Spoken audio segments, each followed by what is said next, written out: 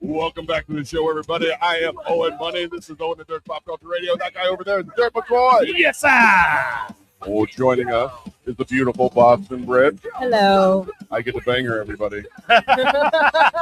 Also sitting in a very special guest, the little T Big Odd, Todd. Here I am. Of Ballbuster fame. Can I call it Ballbuster fame? No, nobody's busted your balls already. I mean, have you ever had your balls busted, like really hard? By a soccer ball? By a soccer ball? I had one once where I got a rack sometime, and I almost puked. Like it would. You know how it hurt so bad? Oh, like, yeah. Oh yeah. God damn. It's making me want to vomit right now. That's weird that reaction that comes back to you. But that one or a kick to the dick is always a tough one too. I've never actually been kicked there by accident or by woman on purpose or anything like that. But I mean, why do some guys like that? Have you ever dated? I've never dated anything like that, but I've seen some of those guys that's how, man, just taking nut shots is their thing. But I don't know. Have you ever been with a guy that lets his like nuts like mutilated or beat? No. I'm asking her, not you. No. I know you haven't been with a guy. Man, those are precious territory right there. They may get waxed and extra cleaning. Well, Todd, I appreciate you sitting in on the show, and you brought a gift, and of all the weeks for Bushy to be calling in sick, you bring his favorite whiskey. I know you didn't know it, but this is the Bearded MC Yummy Yummy. Bubba's MC. Yeah, bearded Bubba. I said bearded because of a Bushy. I think he's growing that thing back. So on his innovative character, I'm going to slowly have his beard growing back the more songs I do. Speaking of which, oh yeah, thank you. We got to get this whiskey started. Speaking of which, if you go on YouTube right now, you will see the song from last week that's up there. Also, I did for our guest that little song that AI kind of spit out real quick at the end of the last week's show, and we were too drunk, or I was too drunk to appreciate the humor in it. Oh yeah, that's a great fucking song, man. When you first put it up, I had totally forgotten about it. Yeah, me too. Well, I mean, until I totally forgotten about it until I saw it that morning. Yeah. And when I heard it like that, man, the whole Antonio always waking up in a cornfield, that fucking line cracked me up so fucking hard. That was great. Yeah. And speaking of, if you don't remember or you don't know what we're talking about, listen to last week's show. Oh man, that whiskey's good. We had Antonio Alves on. Here's his book. I actually bought the physical copy, like I said. What I like about it, there's lots of words, but there's also pictures, man. I like pictures in my books. And anyway, it's I haven't read the whole thing, but when I go through it, I'll give you more of a. Are those pop-up pictures in there? Pop-up. Yeah. Todd likes pop-up books. Yeah, maybe one day. Like interactive pictures, like pull the slide and watch the guy. What? Get sucked up in the spaceship. You can color on them, but anyway. Also tonight, we have two more songs that are music videos that are going to premiere. One is about I don't know. I'll let you. Basically, it's about drugs, more or less, or addiction. I'll say. Okay. And I know that's a little heavy kind of thing. Okay. But the other one is just as heavy. It's about the reality TV stars. As I'm sure everybody knows, we lost another reality star, Daryl Sheets from Storage Wars, and I say another because this is the second person from the cast to kill themselves. The first person was Mark Baleo or something like that. I don't know if you remember him. I don't remember him. He was like from the first 2 or 3 seasons. He was like a Hispanic guy who would come out there. He had like a gold change a lot of time. You could almost smell his cologne through the TV. He would always flash a lot of cash and fight with people, but he killed himself a long time ago. I think it was about, I don't know, a decade ago. He So is the Storage Wars is still ongoing? It's still on, yeah. Series? Yeah. Oh, Yeah. man. And actually, Brandy Passant, her and Jared are not married anymore, Yeah. but she's back on the show. What Yeah. channel is that on? It's on TLC or A&E? Discovery. Discovery? Okay. I don't know. Discovery. One of them. One of One of those. them. One of yeah. I haven't seen it. Well, Barry got into a Not in a long motorcycle time. accident. Yeah, like I watch Auction Hunters, but that's out too. Yeah, that's like, out, It's a yeah. relay. or Well, the reruns. thing was, I can't remember the guy's name. Dave, the one that Hester. Dave Hester. Yeah. Nope. I saw the article that he said that he was at an event for a bunch of the cast members from Storage Wars when Brandy broke the news to them on what had happened with Daryl. Oh, geez. He's Yeah, like, so he he was goes, getting it was better that cyberbullied. we were all together because, what was it? He was getting cyberbullied for Really? his how he's portrayed on the show. And I guess there were either it was just one person or multiple people who were cyberbullying him for Oh, wow. the way that he is on the show. God, what if they find out it was Dave Hester like doing it? Oh, God. Because they used to Well, argue. didn't Dave Hester get in trouble for coke? I don't know what. come Okay, on. allegedly. That's a minor issue. Allegedly. I don't know what he got in trouble for, but he did step back from the show for a little while. I thought it was more because, It was affecting his business again, because people hated him so much on that because show. of the way they're portrayed. Yeah. And whether Dave Hester is a real jerk or not, he was the one you love to hate. In all these shows, Need somebody you Yeah. love to hate. that's what it is. Whether it's a scripted show or a quote unquote reality show, you have villains, you have heroes. If you don't have that dichotomy, you don't have a show. Exactly. If you have a bunch of people that all sit around agreeing and being the same thing, it's boring. It's boring, fuck. yeah. So, So what happened to this guy? How'd he kill himself? apparently, Daryl Gunshot.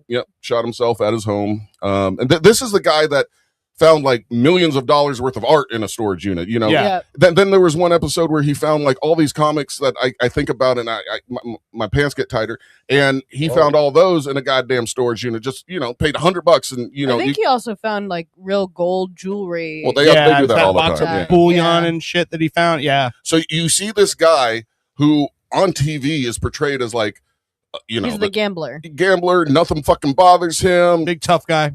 Yeah. But here he is going home, checking online, reading what people write about him, and fucking sending him spiraling into a depression. And he's talked about being depressed a lot, and just finally offs himself. Yeah, it's not like the person that's portrayed on the TV, Right. Yeah. and it's weird. So I do have a song that was kind of inspired about that. I mean, not only him. So I said Mark Baleo. Now on the Bachelor and Bachelorette, there was 2 people that killed themselves. I don't really watch that show, but again, you have Reality stars. Wow. reality stars. They're chasing something. They're portrayed a certain way on TV. It's not them, but they start getting betrayed or not betrayed, Portrayed a certain way. Portrayed. Yeah. portrayed.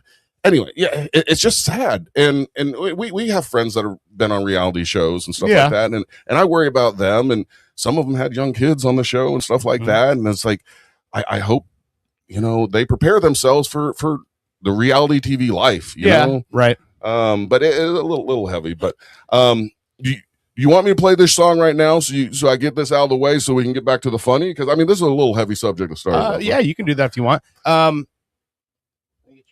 All right, your soundboard's up. You get me up. I bet you. Let me reach over there. For- Oh God. What? So during before the show today, Big T and I were playing our MLB game that we play, Yeah. and I was just playing a playlist on Spotify, and that song "Hand in My Pocket" by Alanis Morissette was playing, Mm-hmm. and we just started changing the words to it as she's singing. I got one hand in my pocket, and Todd goes, and the other one's giving a reach around. When I do that shit, Brittany hates it. Don't you hate it when I change the words? Well, okay. I hate it when you change the words on songs that I actually like. Oh. That's the thing that annoys me. I'm like, But it's not fun No. if you don't do that. I can't discriminate. It can't be a between- song you hate because then there's no point. Yeah, exactly. So Then you won't remember the new lyrics. Yeah.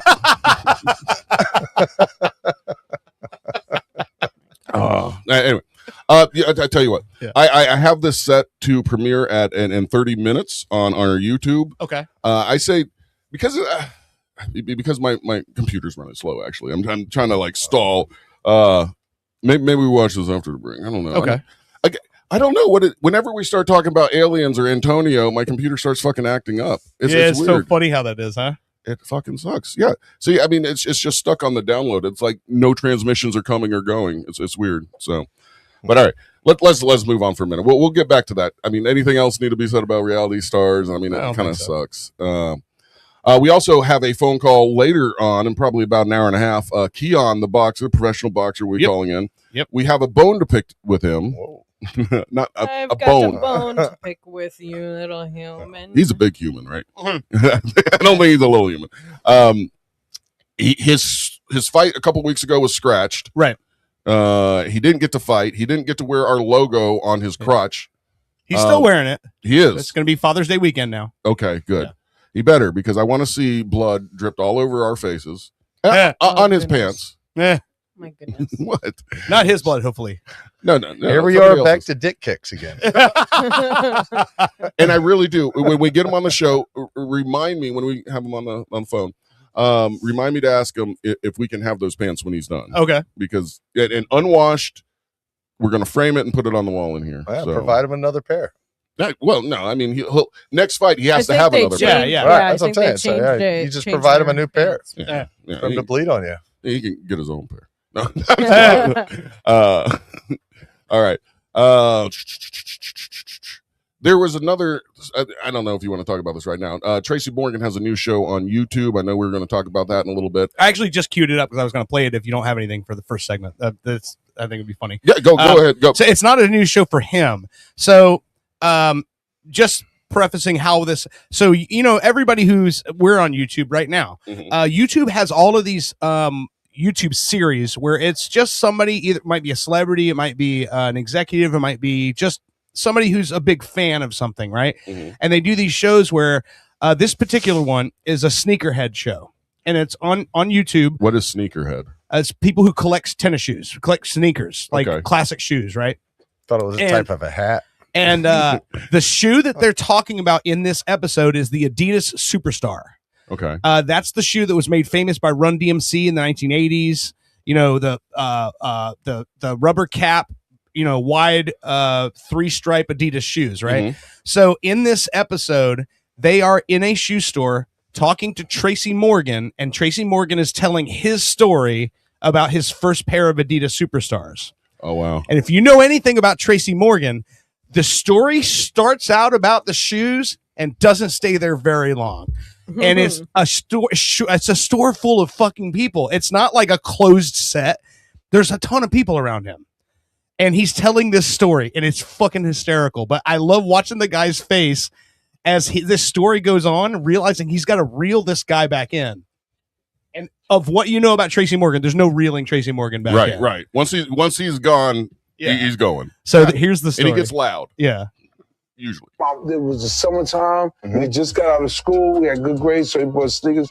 And I went to the pool, a decal pool on Marcy Avenue. Okay. And somebody broke in my locker and took my Adidas. Wow. And I was so upset. I was hurt. And I went back the next day. I was angry. I went back the next day like I was revenging my brother's death. And I had a good meal the night before. So I swam to the deep part in the pool and I shit it right there in the pool. Oh. What's with the rally Shut it chain? down until I get my sneakers That's back. him. There was collard greens and corn floating all in the water. And this Puerto Rican girl, I remember, was swimming underwater and one of my shit logs hit her in the head. Wow. Pool, they shut the pool down. Wow. They just shut it down that summer because of bacteria. Did There's the, bacteria in the water. Them kids ain't had nowhere to play. did the sneakers come back though? After? No. No. No.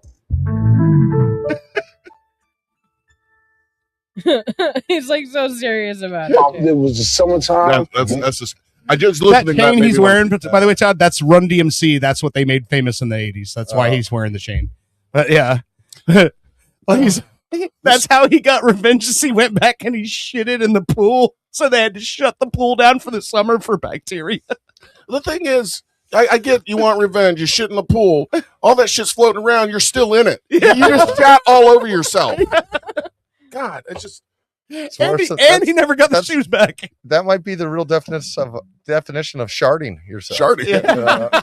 Swim shitting. Yeah, swim shit. I mean, that might be a new Olympic game. That reminds me of Collard the greens, dog beach that Owen Wilson in Marley and Me. He takes Marley to the beach and he finally lets him off the leash. And what's the first thing he does is shit in the water on the beach. And everybody's pissed. Like, Yeah.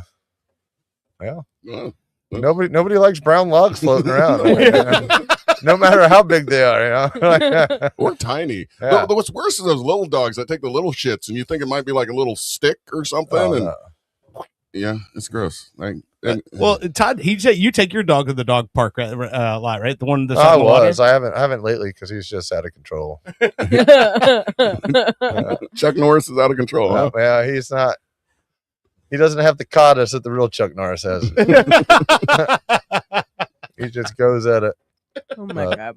How old is he now? Just 1 or 2? He'll be 2 next month. Oh wow, Yeah. jeez, time flies, my man. So yeah. I've been in one of the videos that I will be premiering tonight. I AI'd Sammy, the dead dog, in with me, and there's part of that's like a little lethargic for me. I mean, it makes me feel better and stuff like that. But I've been kicking around the idea of maybe getting another Mastiff Lab type mix, just like Sammy. But I don't know. Am I just chasing that sorrow for that dog, or do I really want another dog? You want another dog, but you want a different type of dog. Do I? But that's the thing. I miss that big. Yeah, I know, but that's where you're going to go wrong. Is your expectations are going to be it's going to be the same kind of mentality, and it's going to be complete chaos. Well, it's going to be the complete opposite, where it's going to bark at everything. It's not going to like strangers. well, But that's it's, okay. well, I know, but still, I I don't know, like but like strangers. guests coming to your house and stuff, it'd be a problem. You had to lock them up. Yeah, I mean, the dogs are they're explaining my life different. now. Unless you were to clone him, Hmm. that would be the thing to do. I mean, I'm not against that. I mean, Yeah, I still do have his collar and leash and stuff, but that seems expensive. I'd rather go the cheap route. So here's the thing, though, bringing it up. I know, but you never go cheaper. You're never going to get the same dog unless you clone Well, the dog. It's not so much his personality. He had a great personality. I'm okay with He it. was scared of thunderstorms. That dog would Most lie on dogs my are. head Well, during every thunderstorm. Chuck Norris will go out in the rain and raise hell with thunder and lightning. When it's going on, he's out the dog door and pissed. It's like, dude, what are you doing? Well, what I was going to say is that's what's funny is because Todd's last dog, Maggie, was like the most behaved, perfect fucking dog It I've was, ever yeah. known in my life. She was. And so he purposely wanted to get a different type of No, dog. I wanted, this time my because first male dog. I think that's the biggest difference. You never had a male dog before? No, I've always just ended up with female dogs for some reason. They've always been super loyal. Then I got this guy who's, he's loyal to you, but heaven forbid something. He's like, he has the attention span of like a flea. Yeah. Literally. No. he's one weekend on the internet from joining the Taliban. He's a fucking terrorist. No, well, The Calabark. but then when he's not around new people, he's at home.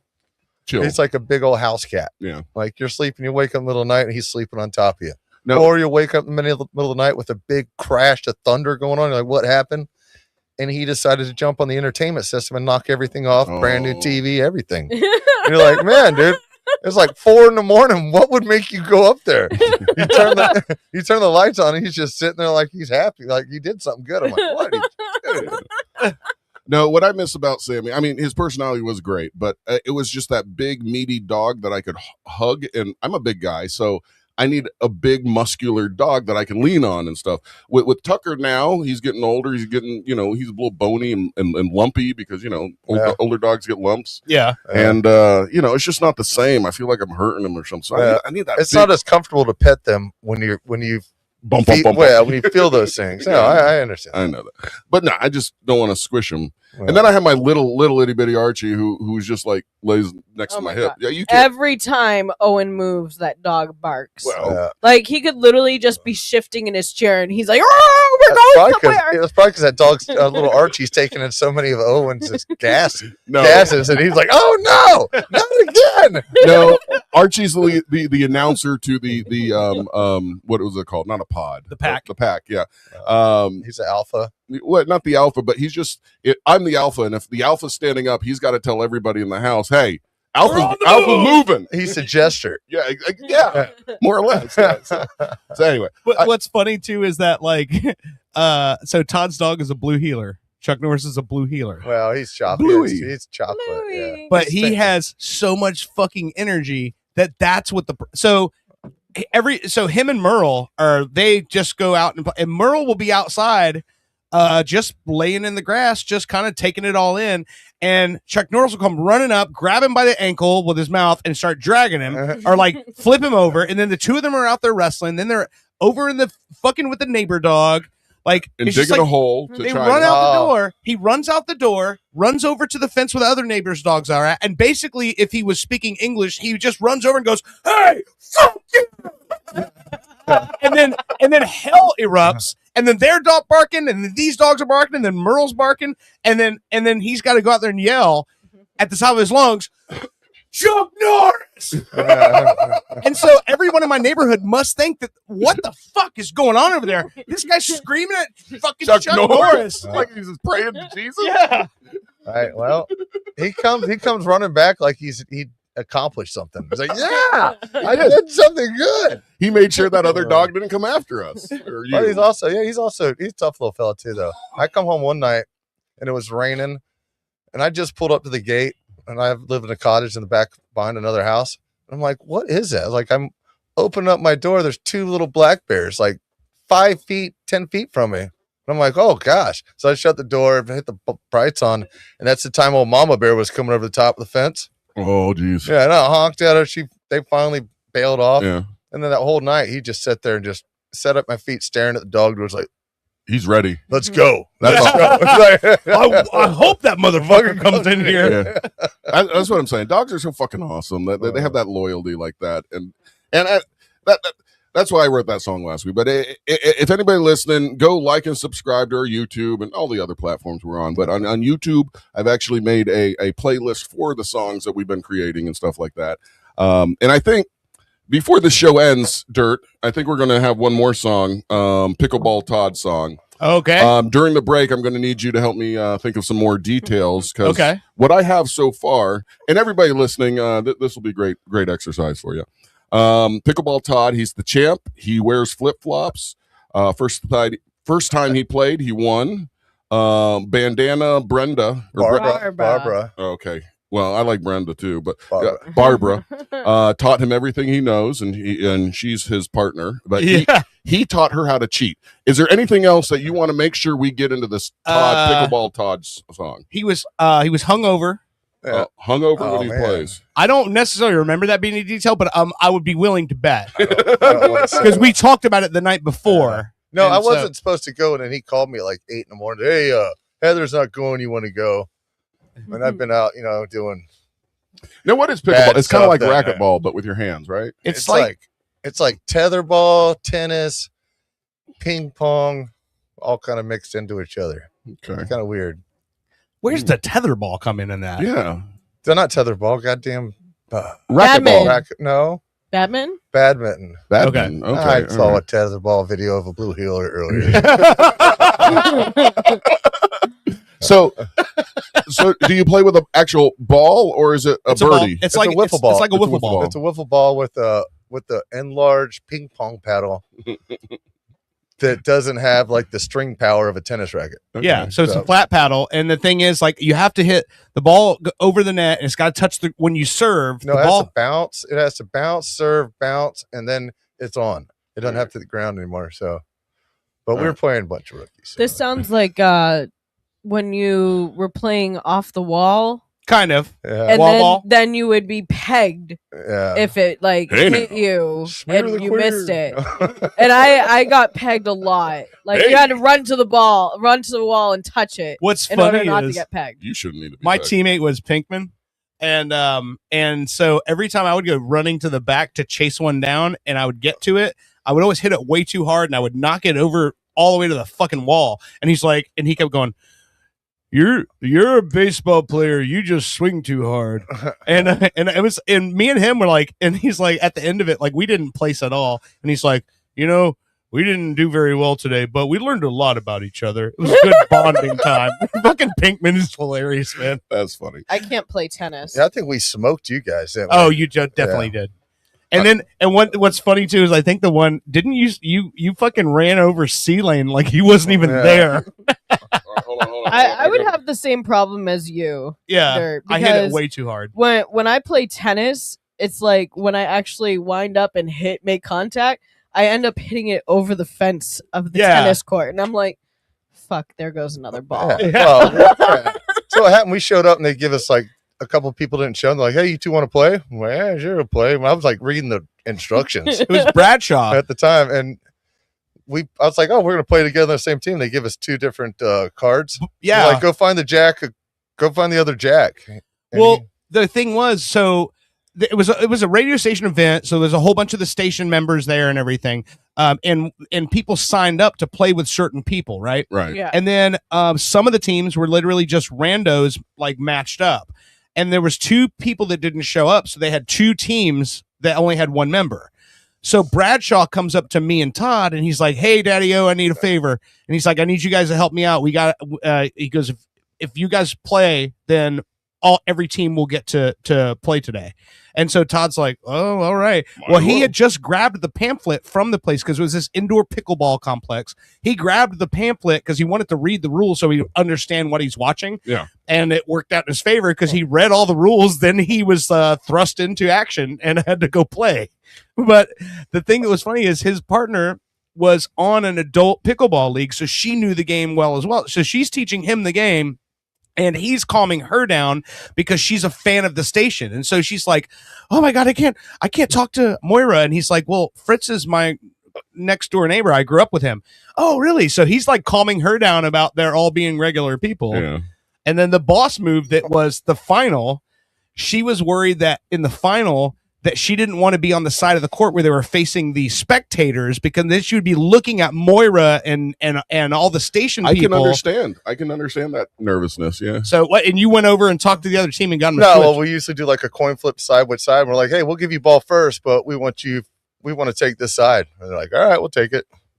Okay. Then we pumped them up. I think we created the first pickleball paddle slap. The paddle slap. Paddle slap. Every time like they a high would score, five? Yeah. But nobody else was doing it. We were cracking this thing through the whole gymnasium. It was two flat wooden paddles. So every time they would score a point, the two of them would slap their paddles together, and it sounded like thunder. It was going off inside this open warehouse. Yeah. It was pretty That was a good crazy. time. We lost one match, had I think like 19. Yeah, but when you lost that one match, you had to go back a certain number of courts. We went down out of playoffs, and only top two.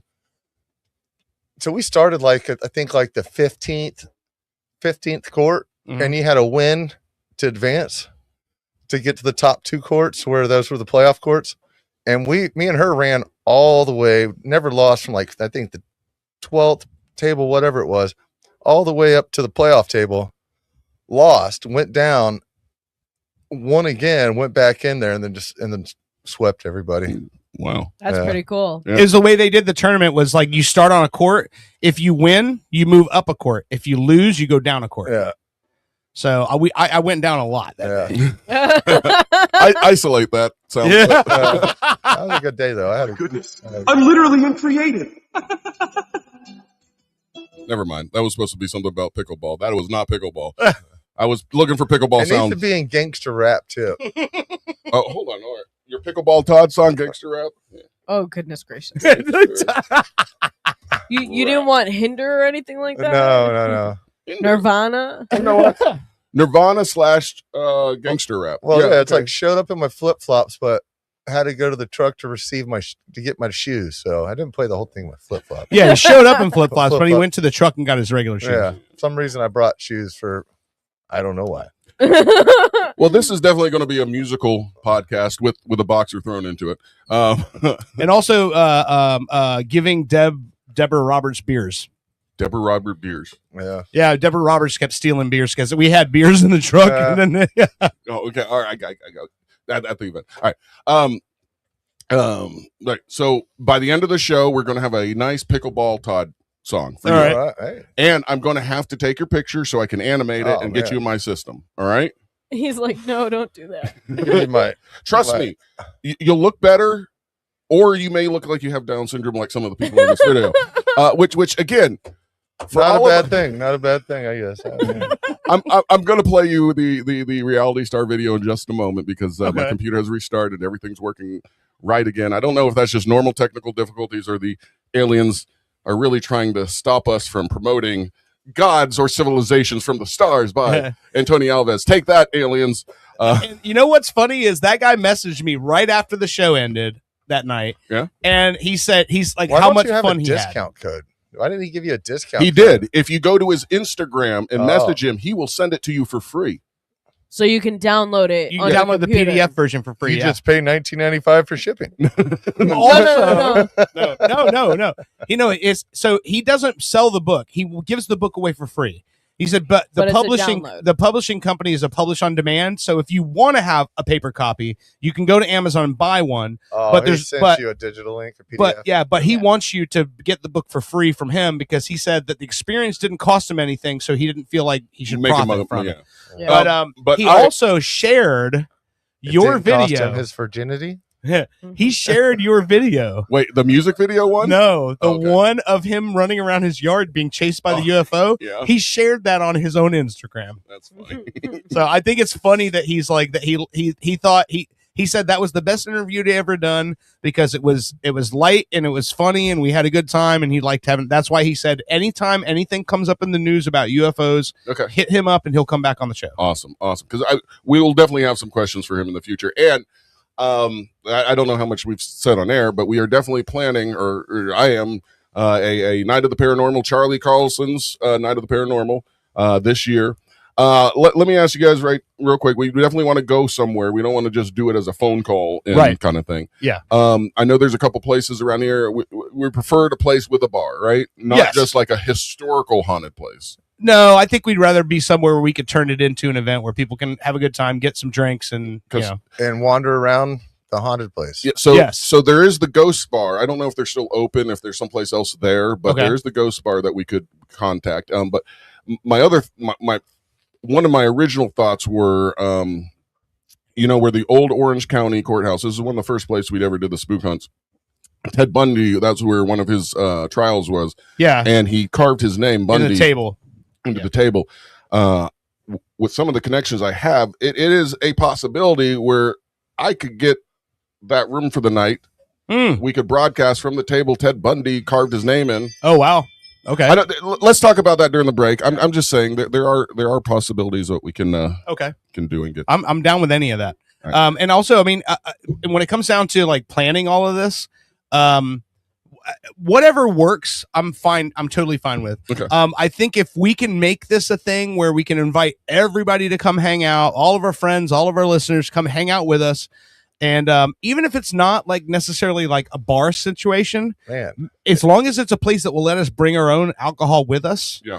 we'll let everybody bring what they want to drink, hang out with us. That way we can get some people to can sit you in. hear and- my ideas? I was like, feel like y'all need to plan a camping trip and set up a bunch of haunted walk for them to go through.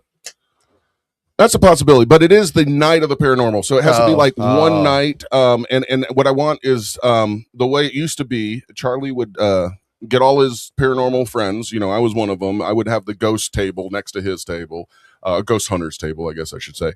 And then he had friends that were like psychics. He had friends that were the people that play the vibrations on glass jars to make you heal yourself or something. Yeah. So that's what. If we can get some of these people to show up live, that's great. If we can get some of them call in, like maybe Antonio, since he's in California, I think it is. Yeah. Yeah. So anyway, we'll plan it. But I just want to tickle everybody's ass with a little feather. Whoa. It's coming. You want to be a part of this? We're bringing back Night of the Paranormal. That's what. I'm Fuck saying. yeah. So, all right.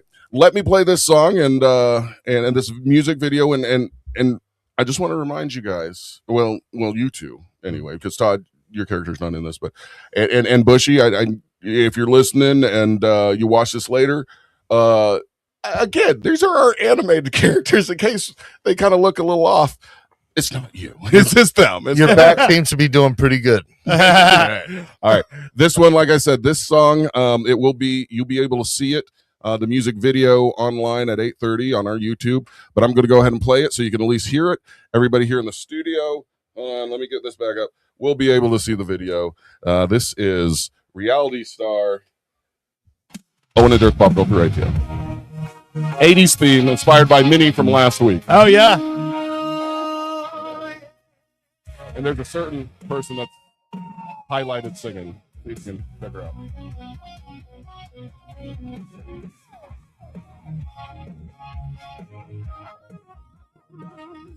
Every 80s song had the intro, you know? Yeah.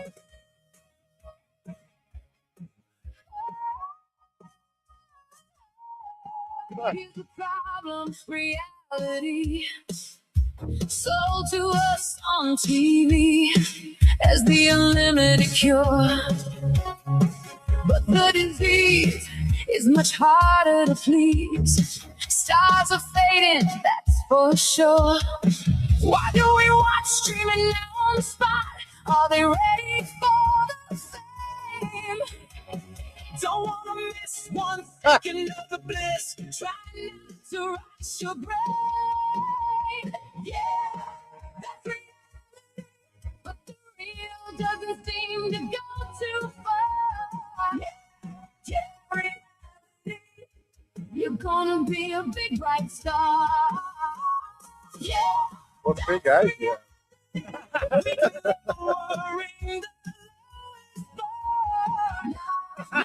That's like pussy is a tenor or bass, but be a reality star. Yeah. Oh, look at all this Brett dancing. I'm from the first generation that burst real world onto the scene. Language was rough, we couldn't get enough. Each week, even more obscene. Gave us a look how other people took care of themselves and friends. Sure, Pedro died, every high school cried. His life came to an end. Yeah, that's reality, but the real doesn't not reality. seem to go too far. That's the point. You're gonna be a big bright star. Yeah, that's reality. Weekly lowering the lowest bar.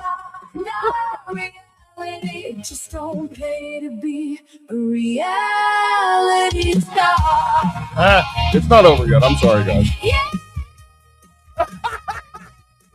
Separate yourself. Problem. No one really knows them. An empty care. Any talk with the money flows real thick. Identity's unsure. Julian Hug was a man among men. Tragically shot himself in 2010. 3 years later, we lost 2 more. Mark Bolello ended his storage war. Parked in a garage and let it run. 13 years later, Daryl used a gun. In 2013, Gia Element was a hot piece of ass. She chose to hang herself to make herself. Reality, but the real doesn't seem to go too far. Reality, you're gonna be a big bright star. Yeah, reality. your line dancing could do a little bit better. But I do what I can. I only have so many credits. Don't pay to be a reality star. What did all these people have? One more voice. I'm trying. Depression, yeah, that's a problem. Whether it's you or someone you love, this life is a gift from above. Sure, there's gonna be rough times, bad times, and sickness. Just know you're not alone. You will get through this. Remember when you sit and start watching YouTube? Those are real people. Try not to be rude. They're hustling and working for their goals. Unknowingly trading fame for their soul. Yeah, that's reality. too deep? Too long. Too long. It's wrapping up quick. It's an 80s ballad, buddy. Yeah. 2026.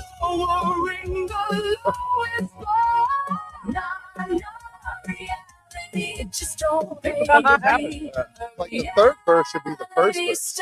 I was just trashing the room now. You'll notice a theme on every video we have.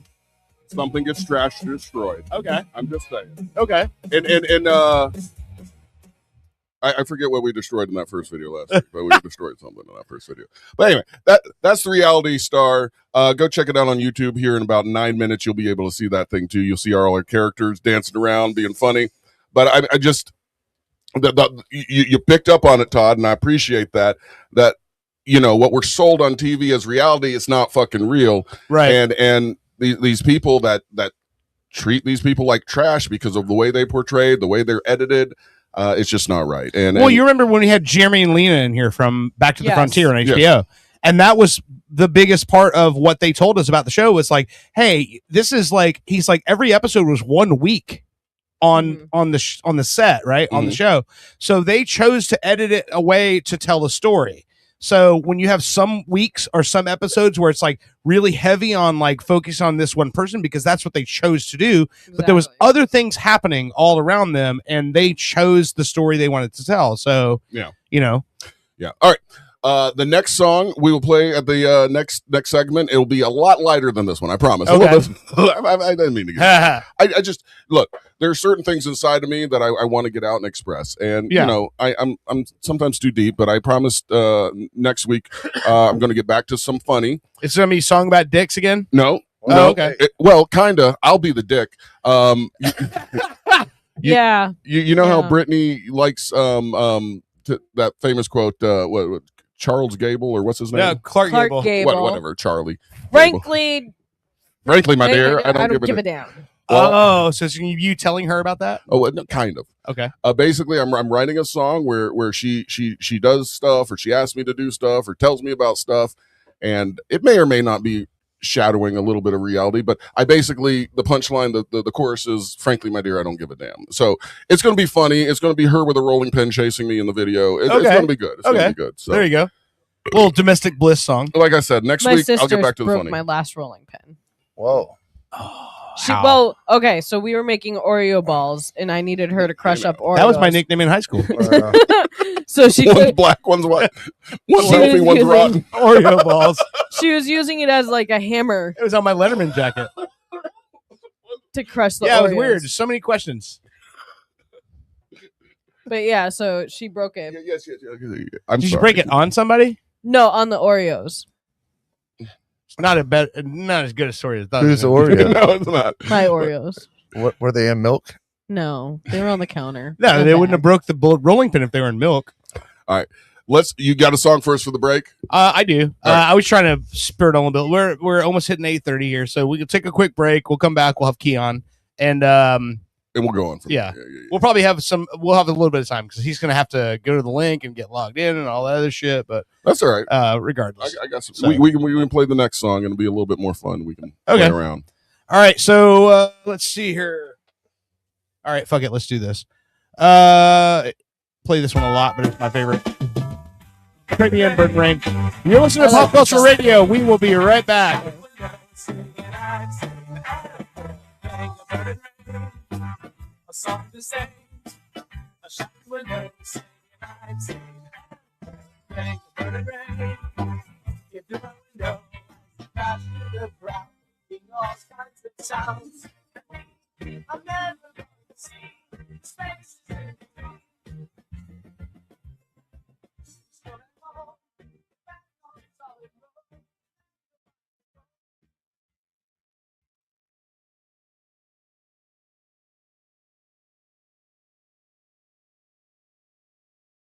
After a local Ponzi scheme pulled the wool over my eyes, attorney Crab Newberg was able to recover my life savings, $36,000. Thank you, Mr. Newberg. You're welcome, Chet. I was honored to recover over $40,000 for Chet after a local gym took him for a dumbbell, and I'd be willing to help you too. I've graduated from an accredited law school and passed an intensive examination in the state of Florida. Ponzi schemes are illegal. You don't need two other friends to tell you. Visit AskTheCrab.com. That's crab with a K, and you've got a case.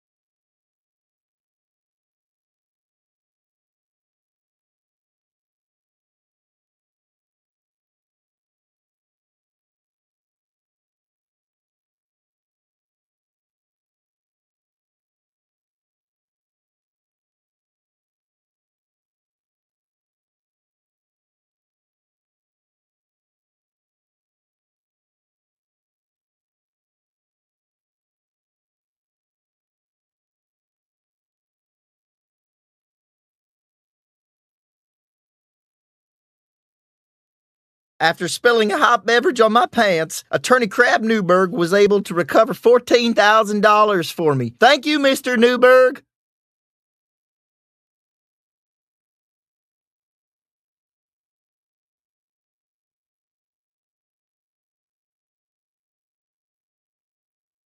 However, I specialize in only one area, you.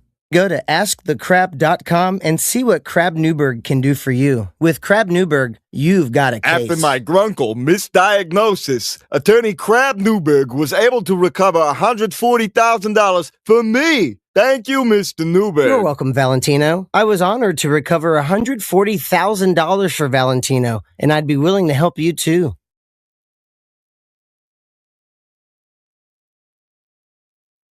Grunkle is a very serious congenital condition. If you've been misdiagnosed, go to askthecrab.com.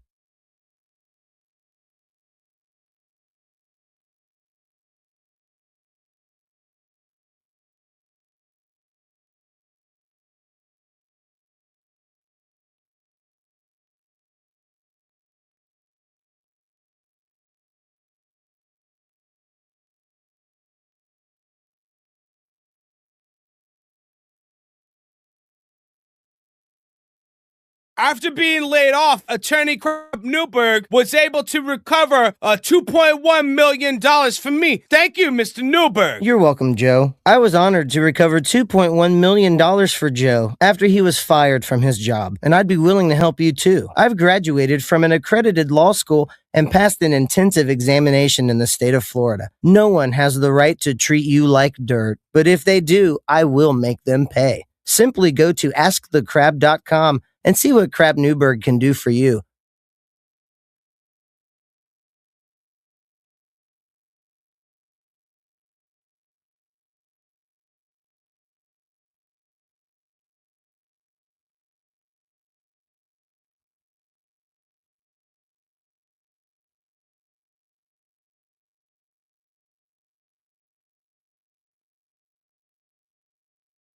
After my illiteracy prevented me from reading the slippery when wet sign, Attorney Crab Newberg was able to recover me $50,000. Thanks, Mr. Newberg.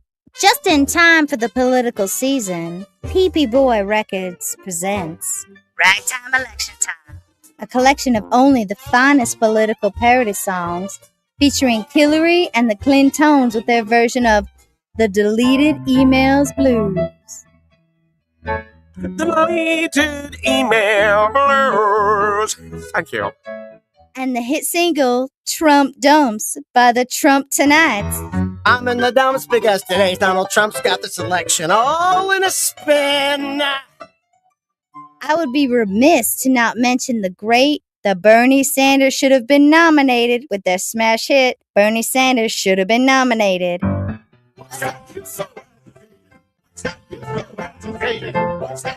Bernie Sanders should have been nominated. Ragtime Election Time, only on PP Boy Records. Get political with funny.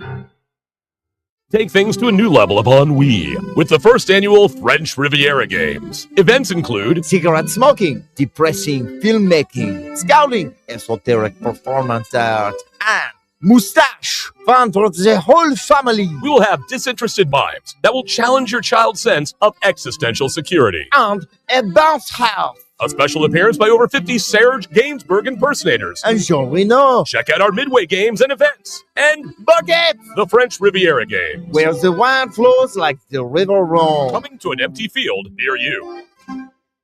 You've seen the phenomenon of making a murderer. Now it's time to go a bit deeper. Super TV3 now brings you Making a Shoplifter, the documentary tale of a man accused of an unspeakable crime. Do you know why we brought you in? No. Oh, you know what you did? No. You stole something. I ain't stole nothing. What was it? I ain't stole nothing. Yes, you did. I bought this with 2 quarters. I had them the whole time. What did you steal? Nothing. The riveting drama. I don't know who planted them crumbs on me, but they don't want me out of this security booth. The shocking admission. Hey, Yeah? what you doing? Nothing. What you doing? I don't know. Yeah, well, I don't know. You know. well, what they got you there for? Yeah, I've been sitting here about around 18 minutes. Ma, I really have to pee. At the mall? Drama unhinged. We have the evidence, the surveillance tape. Your Honor, he stole a bag of bugles. I hate bugles. Sir, you are currently wearing bugles on your fingers. Playing witch fingers don't make me guilty. I just like to have a good time. In a new 18-part series, Making a Shoplifter. Don't miss a single second. Only on Super TV 3. If you want to live your best life, you need to call me, Jake Berman. My life revolves around sports, but maybe yours doesn't. That's why I'm introducing the Jake Berman Betterment Program. Let's hear from a few satisfied customers. He's changed my life. His classes, they mean everything to me. Excuse me. You Sorry. need something? Cheryl, I'm going to need those reports on my desk that we talked about by 5. Do you see my lips move? I am talking to I'm sorry, a friend. you were talking to Can you see I'm talking to someone? But don't take my word for it. Jake's teachings really helped me process the death of my grandfather. Here we are to honor this man who loved immensely, who held tightly, who caressed. Hey, come on. Is this a wake or a wake me up? Wrap it up, buddy. Come on. I'm Jake Berman, and the next time you wake up, you'll be that guy. Call 415-239-9878-61515. I want you to live your best life. Call 415-239-9878-61515. Then pound 10. I'm Jake Berman. From PP Boy Records, the 28th installment of the #1 compilation, bringing your favorite songs from the early 21st century. Now that's what I call dubstep. Featuring artists like DJ Schmutz, Duckhead, 28 Punch Monkey, and Andy Templeton. For example, who could forget this ditty? Of course, this heartwarming toe tapper. You remember dancing with your best girl to this one? It's a blast from the past, from your bar mitzvah. Nothing says mazel tov quite like this.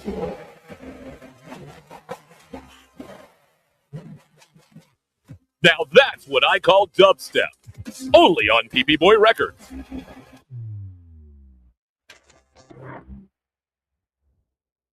New from the makers of Sicker, the hottest craze in passive messaging technology. Singstagram. You speak it, we sing it. For all the good times. Congrats on graduating. Congratulations on your graduation. And the not so good times. Sorry to hear about your loss. Ooh, your grandma's dead. Sorry for your loss. When you have a song in your heart, but you can't quite get it out. New phone, who dis?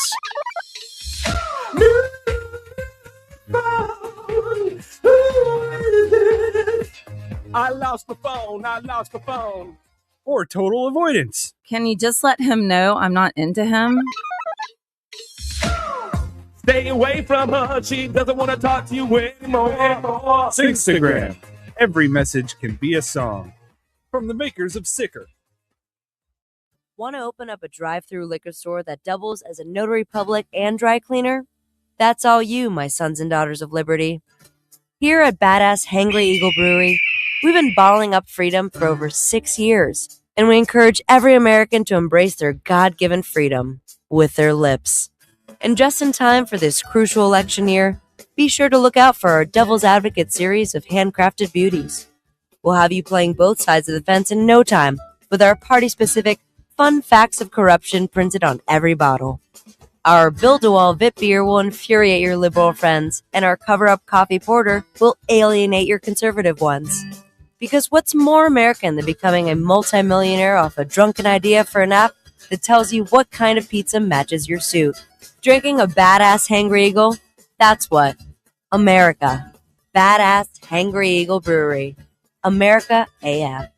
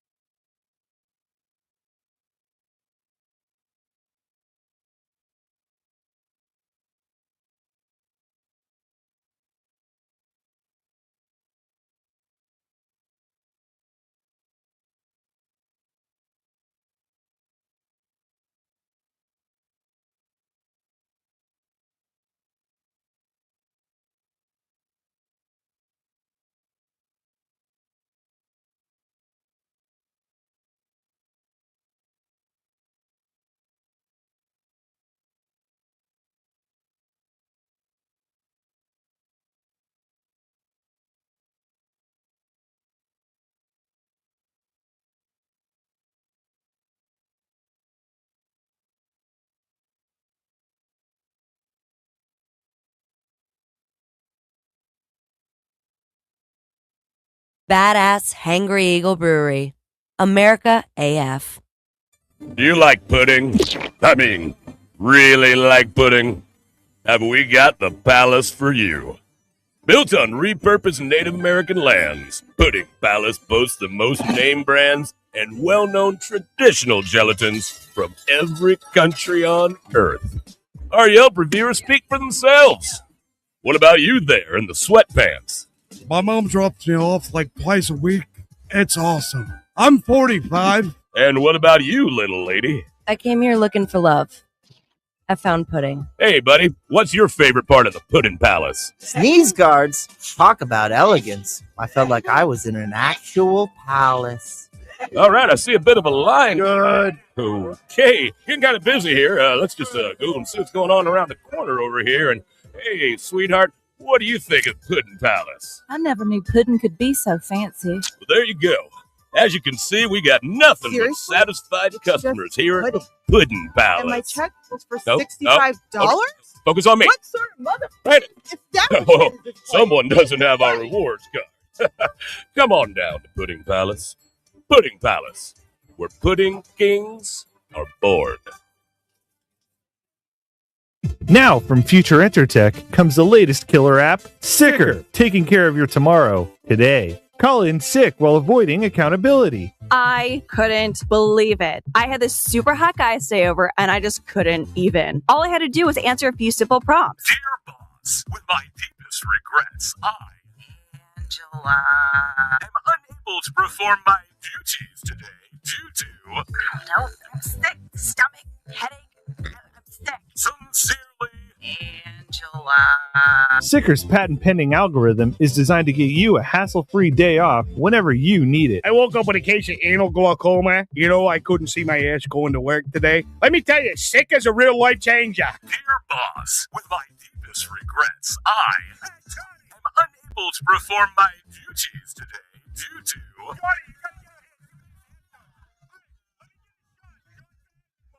Sincerely, Sicker, taking care of your tomorrow today.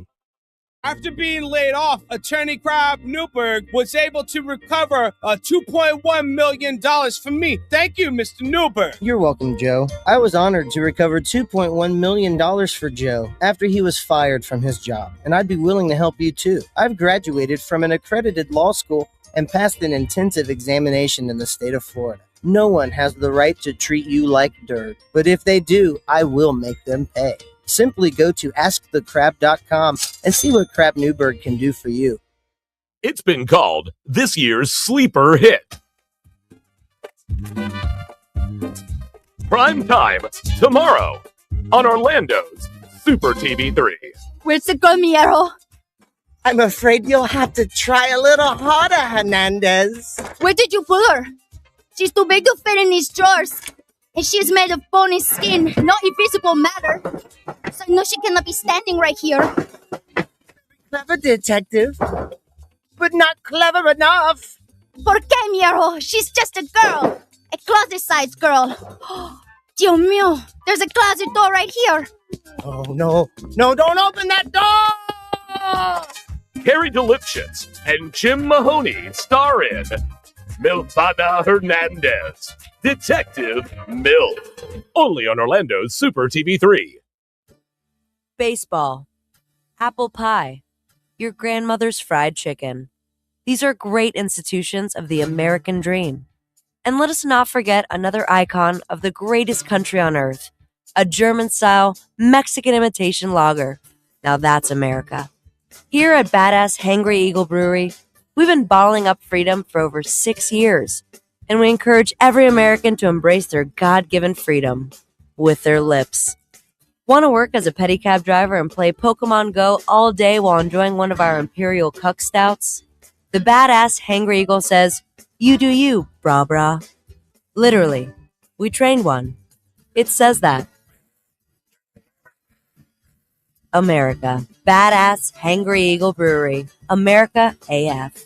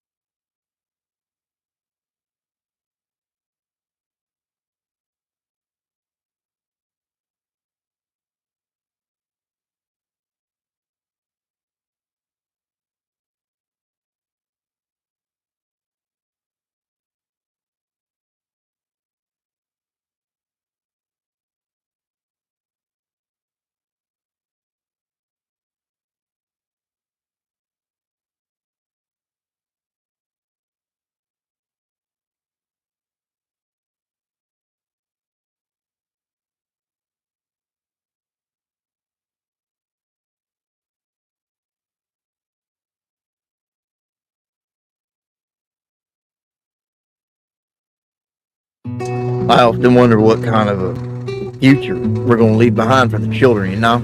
Hey, John. Howdy, Belle. You all right? This is John. He's been a Continental truck driver for over 35 years. They said, basically, you can't have the trees no more. Can't chop them. There ain't none left, which I know is false. I pass them by every day driving. Recent congressional hearings have decimated his trucking routes, carrying precious timber from Washington State to Washington, D.C. They call it damaging the earth. What about me?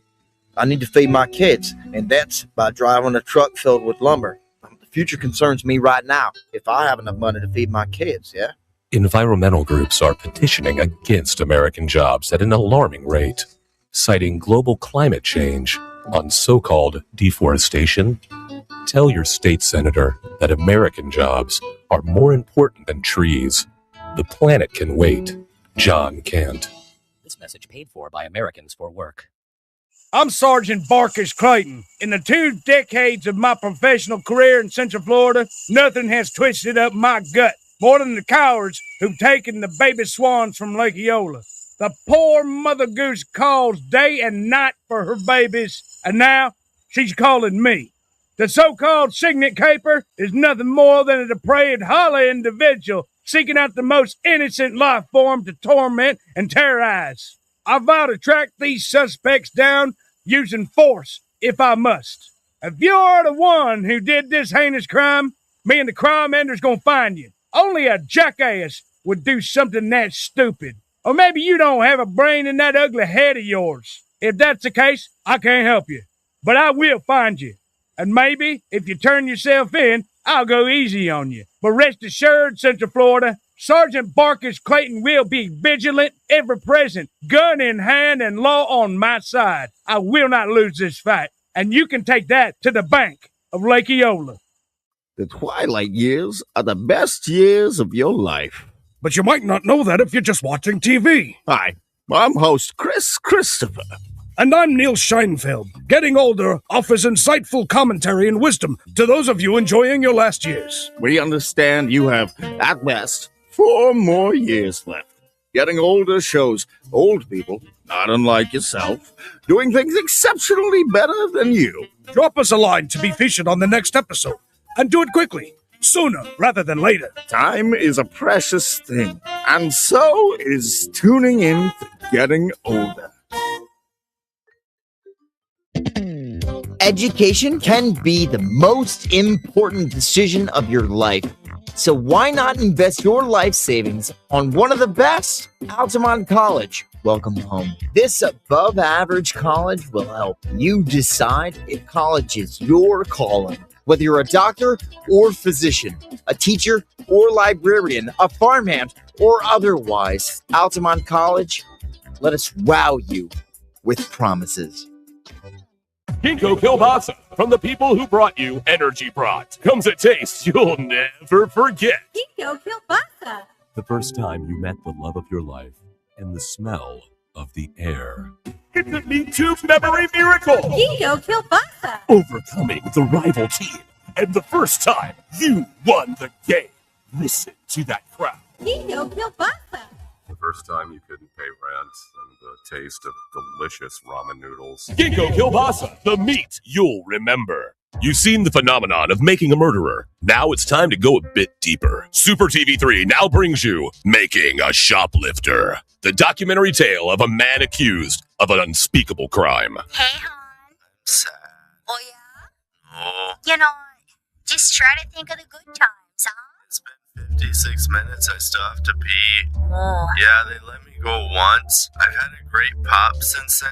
You know you're not allowed to have those sugar pops. No, WrestleMania's next week. Don't worry, okay? Your pops is taping it. Hulk is gonna make a comeback. He's just misunderstood. New witnesses. I saw him with the bag of buggles. I knew exactly what he's doing. Drama unfurled. I've worked here for 16 years and we've never had bugles. The riveting drama. Have you guys seen my buddy what got the witch fingers? Been waiting for like 54 minutes. Evidence mishandled. Well, have you tested the evidence? We always test the evidence. Yes, but have you tested it for hot fries? We generally don't test for hot fries. I plead the fifth. Making a Shoplifter. Only on Super TV 3. Hey, I'm world famous radio personality Pinkman. You may remember me from your radio. I'm here to tell you about the newest app craze. It's called Pinky Man Go. Using the power of augmented reality, Pinky Man Go allows you to find real-life objects in the real world. Wow. I got loose changes. It was under the couch. Nice. You can trade that in for Pinky points, and then I can buy chips. Phone chargeroo. Oh my god. It was just there. You just unlocked a side quest. Now go find my phone. Okay. Guys, I just found car keys. Perfect. I'm late for work anyway. Everyone get out of my apartment. Douchebags. Pinky Man Go! Pinky Man Go! From the makers of Sicker.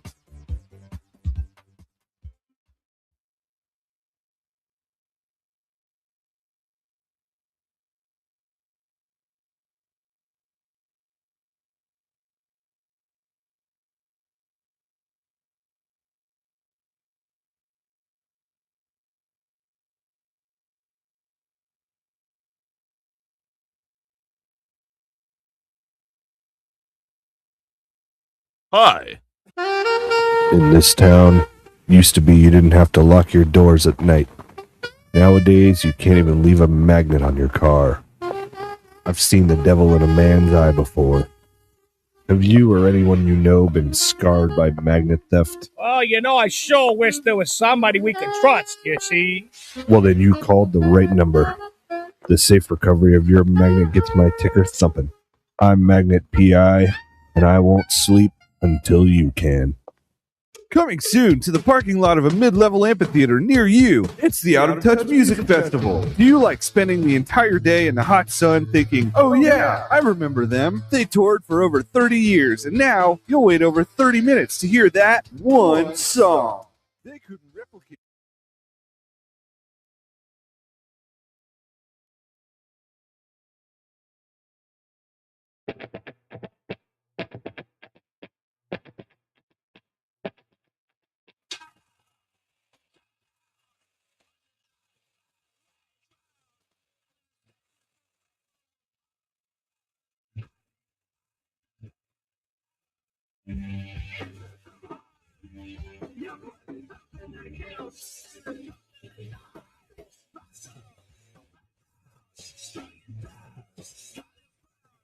Welcome back to Pop Culture Radio. Woo! That is Watch Me Disappear with Onan the Barbarian. Onan.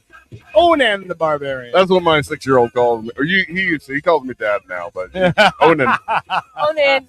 Onan. I would expect barbarians to be like 6'6". But You know what's weird is why doesn't Jackson have a Boston accent? Because he's born in Florida. He's around us. You know, his fucking mom is like fucking Boston Brit. Like, she's got the accent and all that shit constantly. It really only comes And out. I know she hears his mad voice more than, or he hears her mad voice more than he hears her calm voice. And that voice is Boston as fuck. So yeah, I'm my just- mom's from Boston. Oh, man. Yeah, I don't know. He watches a I lot. also watch a lot of Boston stuff, that's appropriate for the kids too. What? There's Like no O-Town? Boston stuff. There's no Boston stuff that's appropriate for the kids. We're I wish there I on could Fo- watch Fo- that. on Foul Rivers. She's on to Grey's Anatomy right now. That does, Yes, I'm watching. that doesn't Grey's take Anatomy. place in Oh, Boston. speaking does of it? which, No, I was that's in listening. Seattle. I've been listening to an audiobook, A Gray Man, and there was an Irishman from Northern Ireland, and everything was da. You Yeah. know, everything Yeah. was that. It was Yeah. very, and it was like, man, this Boston's is Irish. slow. Man. Yeah. It's an audiobook. The guy was speaking normal American English, and then all of a sudden, like breaking into heavy, deep Celtic Irish talk. You're like, what is going on? Celtic. Celtic. That's pronounced Celtic. That's why they say Tomato, We're known as the tomato, Celtics, tomato, yes. tomato. it should be Boston Celtic. I know. That's what I Yeah. tell her all the time. She yells at me in Boston. I don't know what she's saying, but Yeah, that's a big Protestant thing. It is. But hey, I think we have a special guest on the line. We do. Right? He's I'm, wearing. I'm watching the camera move around a lot in the fucking car there. So he just started laughing when I in said the car. Yeah, is he driving? Yeah, I don't know if he's driving or he's on. It looks like he's stationary. Looks like he's on a dirt No, road. It looks like he might be driving. Hang on. Here we go. We have Keon. Everybody. What's up, man? My bad. I did not know y'all could have seen me. Oh man. Glad you didn't pick your up, buddy. What's up, y'all? Hey, how you doing, buddy? He is driving. I'm good, man. I'm about to pull over in a second. Oh, you don't have to. We don't care about the laws on here. We like the action. No, Keon. Okay. Keon. A couple What's weeks up? ago or a few weeks ago, we were watching the TV. We were waiting for you to box, and I stayed up way past my bedtime to watch you box with our faces on your hoo-ha. Yeah, or your penis. I'll say penis. Oh my God. What happened? Why didn't you fight? I did not get to see you fight. What happened?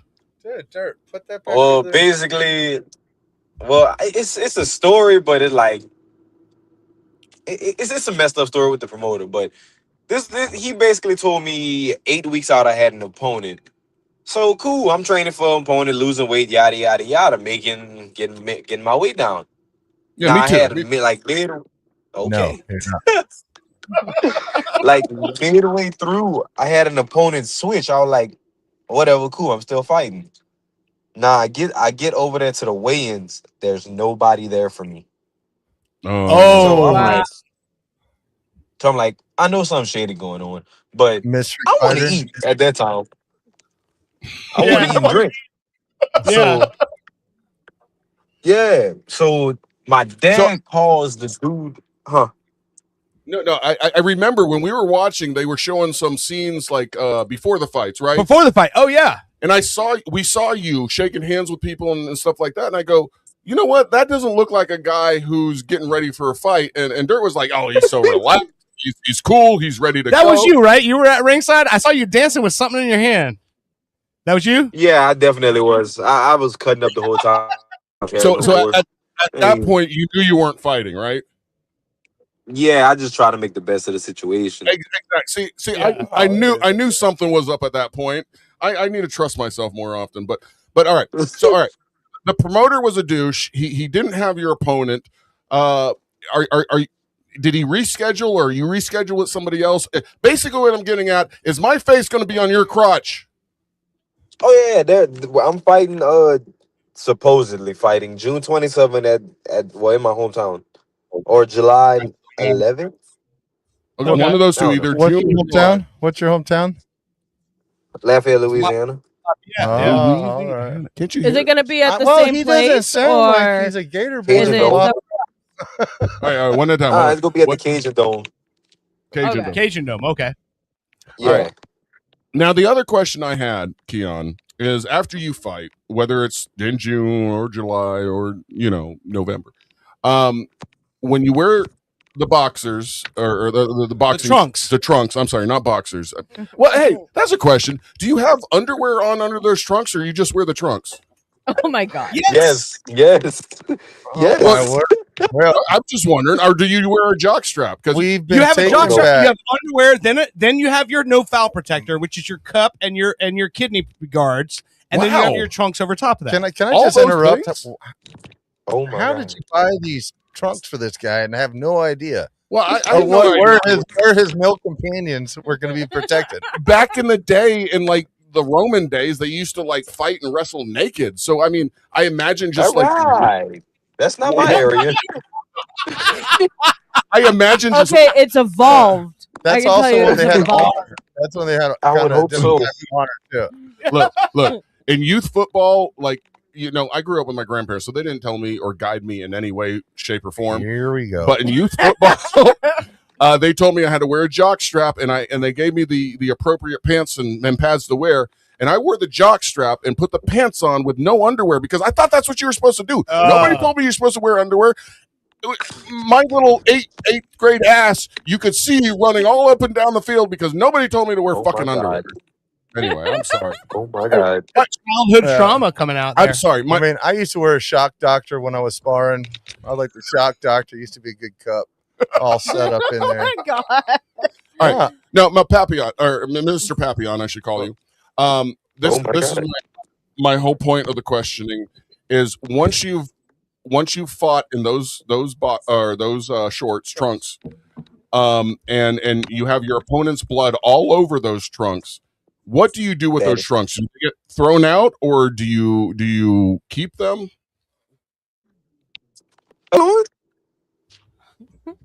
Okay, my bad. I was trying to slide up right quick. No problem. And I tapped away, but do you keep the shorts or do you discard them? Nah, I keep the shorts. I Okay, got a you keep whole closet full. Now let me ask you this. So after you box with the shorts, trunks that have our logo on it, and you get your opponent's blood all over it, would you be willing to then sell those trunks to us so that we can frame them and put them in the studio? Yeah, I mean, how would I send it to y'all? Though? I don't know how to do that. Oh, well, we'll figure that out for you. You know how you send it to us? You get in the vehicle, you drive to the studio, No. you get on the show. You send them. Say, throw your dirty nuts and everything in here. I'm saying we want I would gladly come out there too. I would. All right. All I'm saying is when you box with our logo on there, you make sure you make blood come out of that other guy. You win. I will give you $200 for I that. want to ask him a couple questions. So who are you fighting next? Well, he doesn't. The crazy part is I'm fighting the guy that I was supposed to fight. Oh, works out good. And Yeah. then the last time I saw you fight, you fought a taller guy. He would put a little work on you, and then your dad threw it in. I know, but you ended up getting the win because the guy was using or something. Oh yeah, that's the story. So That was the last fight we You're watched. officially undefeated again now because the dude got popped in the test, right? Woo! So was that Yeah. something? Did you guys know something was up? We knew something since last year. Like my dad made he called probably 3 days after the fight. It just took a year to get it off my record for some reason. I don't know why. So one on, thing I noticed, it seemed like the guy just did not get tired. He did not fatigue the whole fight. He Did was you a lot notice that when you bigger. were fighting him? Meth. It seemed like he was in a Nah, different league. I wasn't thinking about that. I was thinking of, I don't know what I was thinking in that fight. I was thinking about getting it over with, getting him out of there. Hey, I'm sorry to bring it up that way. Who has a better jab, you or your dad? I feel like I do. Oh man, You talking about Well, dab? No, not dab. Jab. Oh, jab. oh, Talking jab. about nice shoulder. Why the fuck would a Sure. boxer be Yeah. finding out whether his dad got a better dap than him? Oh my He god. knocks somebody out and then he goes like this. So, Hey, Keon, Keon. hold on, Keon. You'll recognize the voice of the other of Big T, Little Odd here. Big T was on the cast of Ballbusters, the first show that you were on with us. All right. All right. All right. And the one he did kickboxing and MMA, and he's the one who asked you to try. He wanted to get No into MMA. No a MMA. body Just- shot contest with you and your dad, where he wanted you and No, your I dad know both to that. hit him with a body shot and see who had the best shot. Do you remember that conversation? Don't do this. Don't do this. No. I think won't I take it. do. But I mean, which hand are you gonna throw at me? That's what I want to know. Which one? Which hand are you gonna give me a dirty hook uppercut to? with? My middle one that wears the I helmet. ain't gonna lie. It's bad either way it goes. So Oh, pick on that one. Are you a southpaw? Well, No, he's no, I know, orthodox. but he knows where the liver is, so he's probably gonna throw it right, a left. I'm sorry. left hook to the No, liver, man. I hit you directly in the stomach. Right in the bread basket. Man, you're just gonna throw it straight right down to the ham. My liver is already much, so good on you. It won't be that bad. I'm lying. I don't know. That's what you say to people that you want to say, okay, it won't be that bad. Go ahead and do it. What weight class you in? Welterweight. How much is that? There's so many. 147. 137. God, 147. it's like a goddamn mosquito in the room right there. Yeah. I am. Oh my god. No, I'm a 210, 220 guy, and I've sparred against little fellas before, and They're just y'all Hey. bust me up before I fucking even know what's going on. If you take Keon and double him, that's me. I mean, that's horrible. Fucking horrible. I need to go on those shots. Fucking, the weight loss. The shot. Charles Barkley one. I don't know. I just need Ozempic. Fucking put Ozempic on my knee. So what? No, yeah. That's what card are you fighting on? Is it gonna be TV, or is it gonna be able to be? No, it's gonna be live stream out through a website, but it's just a little get back fight. Yeah. Where's it gonna be? He said Lafayette. Yeah, Lafayette. Oh, man. Either June, my birthday weekend, or July. You got to make it your birthday. That's not your birthday weekend. The 27th is not your birthday weekend. It's close enough. It's close enough. God damn it. You know what? If you don't fight in June on my birthday weekend, Keon, can we have you here in the studio on my birthday weekend? Because it's When my is birthday that? weekend. June 19th. June 19th. Man, Owen said he'd pay for travel too. Owen would pay for travel. He's gonna be in. He's gonna be in. You'll be in fight camp at that point, right? Yeah. If he's fighting, but if it turns out to be July, he should be free, right? Well, why don't we go up there? Because I don't like leaving my house. I would love to go to Louisiana. I don't know. We'll talk about it later. You don't have to commit to anything right now, of course. But you can always commit and then cancel. Here's the show. This is what happens. Every time we have Keon on the show, what happens is everybody is tries to put Keon on the spot to make him commit to some shit. Yeah. I know. I've tried to bribe him with Magic tickets before. I get that. By the way, did you see that game today? Man, I don't want to talk Magic about that. versus Detroit? Oh, man. I put 50 on Detroit today, man. Come on. I bet on Detroit today. Paulo hit that 3-point at the end. It hit the back of the rim, then bounced up like 10 fucking feet and came right back down through the fucking goal. Yeah, that's crazy. The crazy part is I bet on Detroit to come back. Like, there was plus 2,000 odds. I was like, sure, what was $50 going to do? And what? I was like, damn, I should have cashed out. So here's a fun betting story for you. I'm really upset with you went against the Magic and Paulo and Franz. Game. Hey, are you wearing your seatbelt? You're wearing your seatbelt, aren't you? I'm not driving. I went park. He's posted up. We don't do seatbelts where I'm from. I'm concerned about your safety. I'm feeling very bothered. Seatbelts. Louisiana don't do seatbelts. Yeah.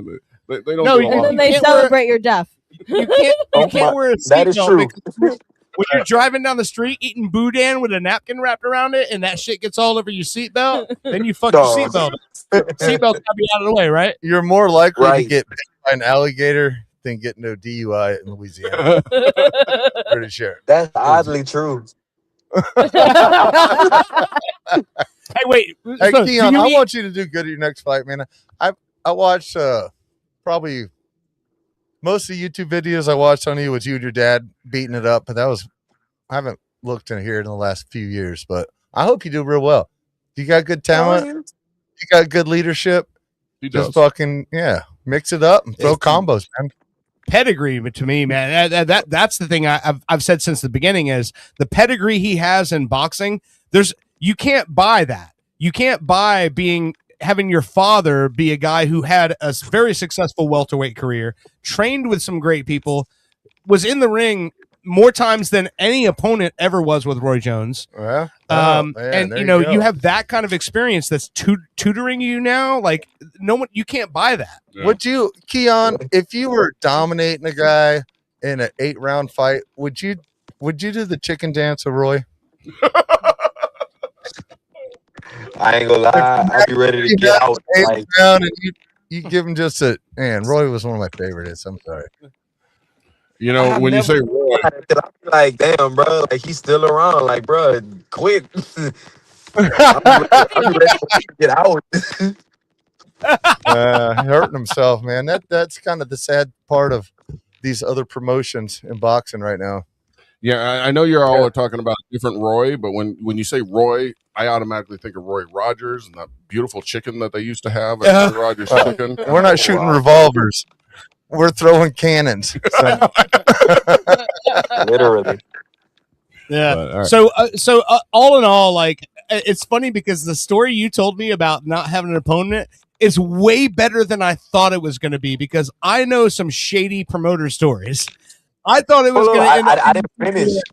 You showed up and he I didn't never have the technically money, finished it. and then somebody's selling crack in the dressing room, and like there's all kind of crazy promoter stories I've heard before. But Tell your story, Keon. yeah, Do you know what? My dad had called the dude I was supposed to fight, and he never knew anything about the fight at all. oh my god! Oh god! Yeah. So he, that's the crazy part. does he not go to his box rec? Because he was on. You were listed on his box rec as his opponent for like months. How did he not know? No one called him and said, "Hey, man, good luck in that fight." He must not have anybody around who gives a fuck about him. Because I know everybody I know that's a boxer. I keep up on that shit. I'd be like, "Hey, man, good luck on that fight now coming up this week." And he'd be like, "Wait a minute, fight this week?" There's no way he didn't know about it. He was just scared about fighting Keon. Did That's you what it was. receive any payment for that fight, or that was just a no? That was a wash. Nothing. Wow. I didn't get nothing but Man, I feel for you. Well, at least you didn't have to travel real far. You got a free set of fucking boxing trunks. So, Well, they're Well, no, but now he's got to have another fight camp. yeah, but He's got to go into fight again. Yeah. But I'm serious about what I said. I want you to make that other guy bleed. I want him to bleed all over our faces on your crotch, and I want those pants to be put up here in the studio. I'm glad my face isn't part of that. I see But the whole outfit. beat the fuck out of them, all right? You think you got it. Just fucking use your got it. techniques. Undefeated Get into those motherfucker. combos. Yeah. No, Hey, I've watched him. I've got a couple people. I don't know why they're asking this. They want to know what kind of drugs your opponent got caught with. Do you know that, or do they release that, or do they just say he tested positive for something? They said he tested positive for a few things. They never listed it, but Oh, a few things. This guy Horse tranquilizers. Oh, But it was all performance enhancing, right? Yeah. yeah. okay. Yeah, fuck him. Or So, weight loss stuff too, probably. I Man, would think I too. don't know about. No, I think just mean, the boxing itself will help you lose weight, right? well, Well, yeah, but no, but boxing is kind of a sophisticated way of trying to find a fighting in general. I don't want to say boxing, but fighting in general is when they got weight cuts. It always seems like it's a sophisticated way to cheat in one way or another. Like boxing has it best because they got the weight classes so close. But you get like the UFC, it's like, man, that guy's dropping 40 pounds to fight in another weight class. Yeah, that's That's crazy. Yeah, fucking yeah. nuts. But anyway, I mean, it's like a few years ago. I remember it was a big controversy, but the whole thing with Canelo Alvarez, because what he was doing was this guy He was got Crawford. yeah, and this guy was like 175 pounds walking around, and he's losing weight all the way down to 154 in order to fight in a junior middleweight. Mhm. But then right after he walks onto the scale at weigh-ins, and he's emaciated. Just shriveled up, emaciated to hit 154. And then as soon as the weigh-in happens, he takes an IV, starts eating, and by the time he walks into the ring, he's 25 pounds heavier You can fighting a IV? guy who's so I've far done that below. before. Yeah, have Oh. you done that before? You've IV? I didn't. I was kind of curious about it because IV seems like a quick. I mean, I'm against I mean, I've never my own good in this world. Don't get me wrong. So I would be one of those guys who were like, all right, man, go ahead and we're gonna liposuction this belly out before we get in the ring. So, Drop Keon, about 25 pounds. I have a question for you. Have you What's weighed up? yourself lately? Recently, I'm like 175 right now. Okay, so you gotta cut weight down to 137 or 147. 147. Yep, Yeah. yep. So you have been eating everything you like whether it's He's eating pizza right now. or cheeseburgers or donuts, ice cream. we'll see. Oh no, I'll touch 190 if I'm doing all that. Oh, I try to Well, stay it's close. not like you're eating salads every day. You're still mixing like some fried food. You gotta get some calories in there. Other Yeah. stuff in there that you probably shouldn't be eating. Hey, have after you ever this week, I'm going right back to the camp, so it kind of sucks. But yeah, Well, here's a serious question. Have you ever played pickleball? Oh, here we go. Oh Jesus! It's okay to say no. So you know, Keon, I'm a pickleball world champion. One time. We lost him. Winter spring yeah, does not make. I'm not good at it. I just wonder. No, as a professional boxer, I guess you're not good at pickleball, but are you? Do you find that you're really good at like all sports, or is it just boxing that you're good at? Well, basketball. He said. Oh no, I'm good at basketball, tennis, football. What else? That's about it. He's the whole fucking picture, See, man. you're kind of one of the reasons that soccer in America sucks. It's because your talent. You could be a great soccer player. You spend so much time running, doing cardio, doing all sorts of stuff. We need more people with your athletic ability. I'm telling you, I'm sorry. Hey, we have enough on the subject, but True. Cornerbacks would fucking just make us so much better. And I feel like you could too, if you had, or maybe a younger version of you at like 4 that decided to go to soccer rather than boxing. Yeah, I don't know why that I would got have off been of that. that would have been a great decision in the Papillon household. What are you talking about? When Jason Papillon walks to the breakfast table and his son and Keon's says, like, I got another red card today, Dad. I don't punch the ref. All right, Keon, I got a question for you. I don't know if I've asked you this before. Now, other than your father, who did you look at as an icon in boxing? Roy Jones. Oh wait, did we lose him? I think he's. I don't know. I think we lost him. Keon? God damn it! He punched Are you his still phone. there? I'm pretty sure it'd be Roy Jones Jr.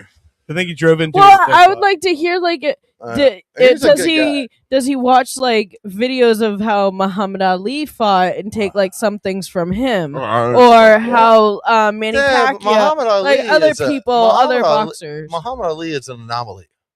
Oh, I know he is. I know he is. And he's a staple in every boxing. I know that. I know I'm that, writing but that he's shit an down. That's a good anomaly line on for his how. rap. How Muhammad Ali hold is on. an anomaly. I'm sure that Keon has all those movements, but he is literally, I'd say, 2/3 the size of Muhammad Ali. Yeah. I mean, Muhammad Ali is, He's a big 220 dude. pound guy. Yeah, he's a big 6 dude. foot 2. I mean, I know, loading. But I just wanna know, like- Keon, I hope I'm gonna watch There the he next is. fight. Did you hear my question? Oh, hey, Keon. You are wearing your seatbelt. I appreciate that. Keon, did you hear my question? That's not Keon. He's got no audio. Oh, That no Keon. audio. That is Keon. That is Keon. Yeah. That's Keon. Well, I never noticed his hair locks until Dude, then. he has beautiful hair. That's what I tell him every time he comes on here. Here goes I Owen love with his the hair goddamn again. hair. In a non-gay way, of course. I mean, Because I'm we totally talked about- straight. if I had It's your driving, if trying I to had figure your his hair, stuff out. I would trade it for his. But I like my hair too. Though. I think I got a good set of hair too. I know. It's very Joe Dirtish. You're Joe. What? Oh, you're It's not back. my fault. Your I think he's mustache back. grows in all dirty. Keon, you there? Yeah, my bad. I don't know what happened. Did you hear my question? Well, No, he didn't. Okay, so my question was, other than your father, who did you idolize as a boxer? Roy Jones. Yes. I told him that. It changes every night. I don't really idolize people anymore. Yeah. Did you enjoy Muhammad Ali? Because I love him. I couldn't really enjoy him. I mean, he Well, kind of yeah, was but I there mean, when I like- was. Yeah, he was already in a He went to the Olympic stage. pretty bad shape by the time Keon was a kid. Well, did you ever like watch Yeah. his videos to see if you could pick up some stuff from him? I tell you the truth, I probably never watched a Muhammad Ali fight. Oh man! All right, I I want to mean, ask I've seen him in movies. I have Rock, Everything in did you- boxing is an evolution of Muhammad Ali at some point. No, Roy, True. Sugar Ray Leonard, What about Mickey Floyd Ward? Mayweather, all Yes, those maybe. guys are. It's like taking the playbook of Muhammad Ali, Yeah. twisting it, changing it, evolving it, and I mean, I honestly, want to know what you think about Crawford. Oh, he's the GOAT. Yeah, you think so? I for me, what he Yeah. did to Carnelo, What about he is amazing on what about Mickey just Ward? everything. Mickey Rourke, come Mickey on. Ward, not Rourke. Mickey Ward. Ward was. I only way saw before- 3 of his fights, and that's the only ones with Arturo Gatti that I watched. Oh, yeah, okay. those are the best ones. Yeah. And the Yeah. fight with Emmanuel Burton right before those fights. Yeah. So She's who- from Boston. I've met Mickey. I know Mickey pretty well. And Mickey's one of my favorites. He's I like want just to a great ask guy. you who your dad's favorite fighters were. Oh, I don't know that. You don't know gotta that? ask his No dad. clue. Man, I thought it might have been Scotty the Sandman Pemberton. I don't know. Could have been. His dad probably fought Scotty. Yeah, he might have. I bet if you look at his record, I bet he fought Scotty because that was around the same time. Scotty always went down. Yeah. But he'd rally with the jab and the straight. Yeah. So, hey, Keon, I don't want to keep you on too long because I know you're you're enjoying your not in fight camp time. So here's what I'm gonna say. Let's look at the because I know this is something you're interested in. Let's look at the NBA playoffs right now. Who's your money on right now? If you say everything. Come on, Magic. Let's No, go, Magic. no, Who I put no. my money on? I want the Lakers to win, to tell you the truth. Oh, you're a traitor. Oh, man. Fuck the Lakers. Are you a Bronny fan? Whoa, hold up. Don't question the GOAT like that. Oh, no. Fuck the Lakers. I'm going to give you one thing on this. LeBron's never been my favorite player, but what he Yeah, did in he hasn't been mine either. Yeah, with that 3-1, and now there's no Donick there. I told Dirt before playoffs started, I was like, man, you want to look out for the Lakers because LeBron is a good player. And playoff LeBron is a different gear. Yeah, we'll see, but I don't think he can take down OKC though. OKC is. I don't just- think so either. Yeah, they're light. I like how They're gonna win 76ers again, were honestly. chanting for Boston. We won the first 2 games. Thank you for chanting for us because we Who's the want you as Sixers, huh? well. Yeah. No, she's a Boston. She's a fan. Boston fan, but she was saying She's how a the Boston Sixers fan. fans were Yeah. chanting, "We want Boston." And it's like, well, And you they're- got and it. they're You didn't losing. do Man, that was shit. crazy. We want to play the team that throws batteries at Santa. Let's go. Well, he needs to be recharged. So, what do you think of the Wemby concussion thing? Do you think that's going to spell it for San Antonio? Is he going to? Wemby doesn't have enough experience. Man, they got Steph Castle. Man, he'll be back probably next game. I know, but he's not gonna be able to handle the pressure. Throw him right there in the heavyweight fight at the end of the No, season. God. Yeah, Yeah. he's not gonna win that. He's not gonna win that. Lakers will win that, or OKC will win that. You know, but It's- Magic right. got a chance. We I'm can- still we can rooting going. for Boston no matter what. No, I Me get that. too. You're from Boston. That's why. Owen has to root for Boston too because he has to live in the house with you. And that's the truth. Do you know the only color I don't like is green? That sucks. Wow. Hey, my dad was a Bird fan, Uh, Robert Parrish and McHale fan. Don't get me Oh, wrong. yeah, I man. went through 'em. And No, but when Kale we still say doesn't walk these right. things, we say these things with someone in the on the show like Keon, who's what 26 now. Yeah. So Damn, young Larry little tiger. Bird was already the old ass man who was coaching the Pacers when he was born. Okay, so he doesn't know He was coaching about the Pacers. Talking about Russell. Yeah. Russell was a player coach. for And the- Bill Yeah. Russell was already on Medicare by the time this motherfucker that's on the show that's was born. Wow. He doesn't know any of that. He doesn't remember that. We were not alive when Bill Russell played, so why the fuck would Keon know about that? Well, Keon, I yeah. will tell you, is the most Magic games I've ever gone to is with my dad because he's a fucking Celtic fan. He was a birder, a Russell. And watching Paul Pierce and Tracy McGrady go at it. McGrady. I mean, I've probably been to like 15 games with my dad, and it's always been the Celtics. Oh, That's yeah. crazy. Hey, Keon, And they beat us most. Keon, if somebody was going to write a song about you, let's Me? say, yeah, about you. What kind of music do you like the best? Is it rap or is it country? I don't want to discriminate. Or is it like emo music? What kind of music is your favorite? Oh, it depends on my mood, to be honest. It What mood changes a lot. How about What hypes you up? What kind of music hypes you up? wait? How about chill R&B? You like chill R&B? I like chill R&B. Yeah. Right. All right, You're you gonna guys pee keep, on somebody. you You're- guys you're keep gonna R. talking for Kelly 3 seconds. Hold on. Not R. Kelly. Stop bringing up R. Kelly. Fucking stop talking about R. Kelly. So No. when Love you're R. gonna Kelly. Keon, when you're He did write some good fuck jams. I'm not gonna lie to you. Keon, when you're in the locker room or your green room or whatever before the fight, what is the music that hypes you up to get out there and get ready for the fight? This song's already wrote. Whatever I'm in the mood for. I mean, it changes, like I said. Could be country, could be J. Cole, could be anything.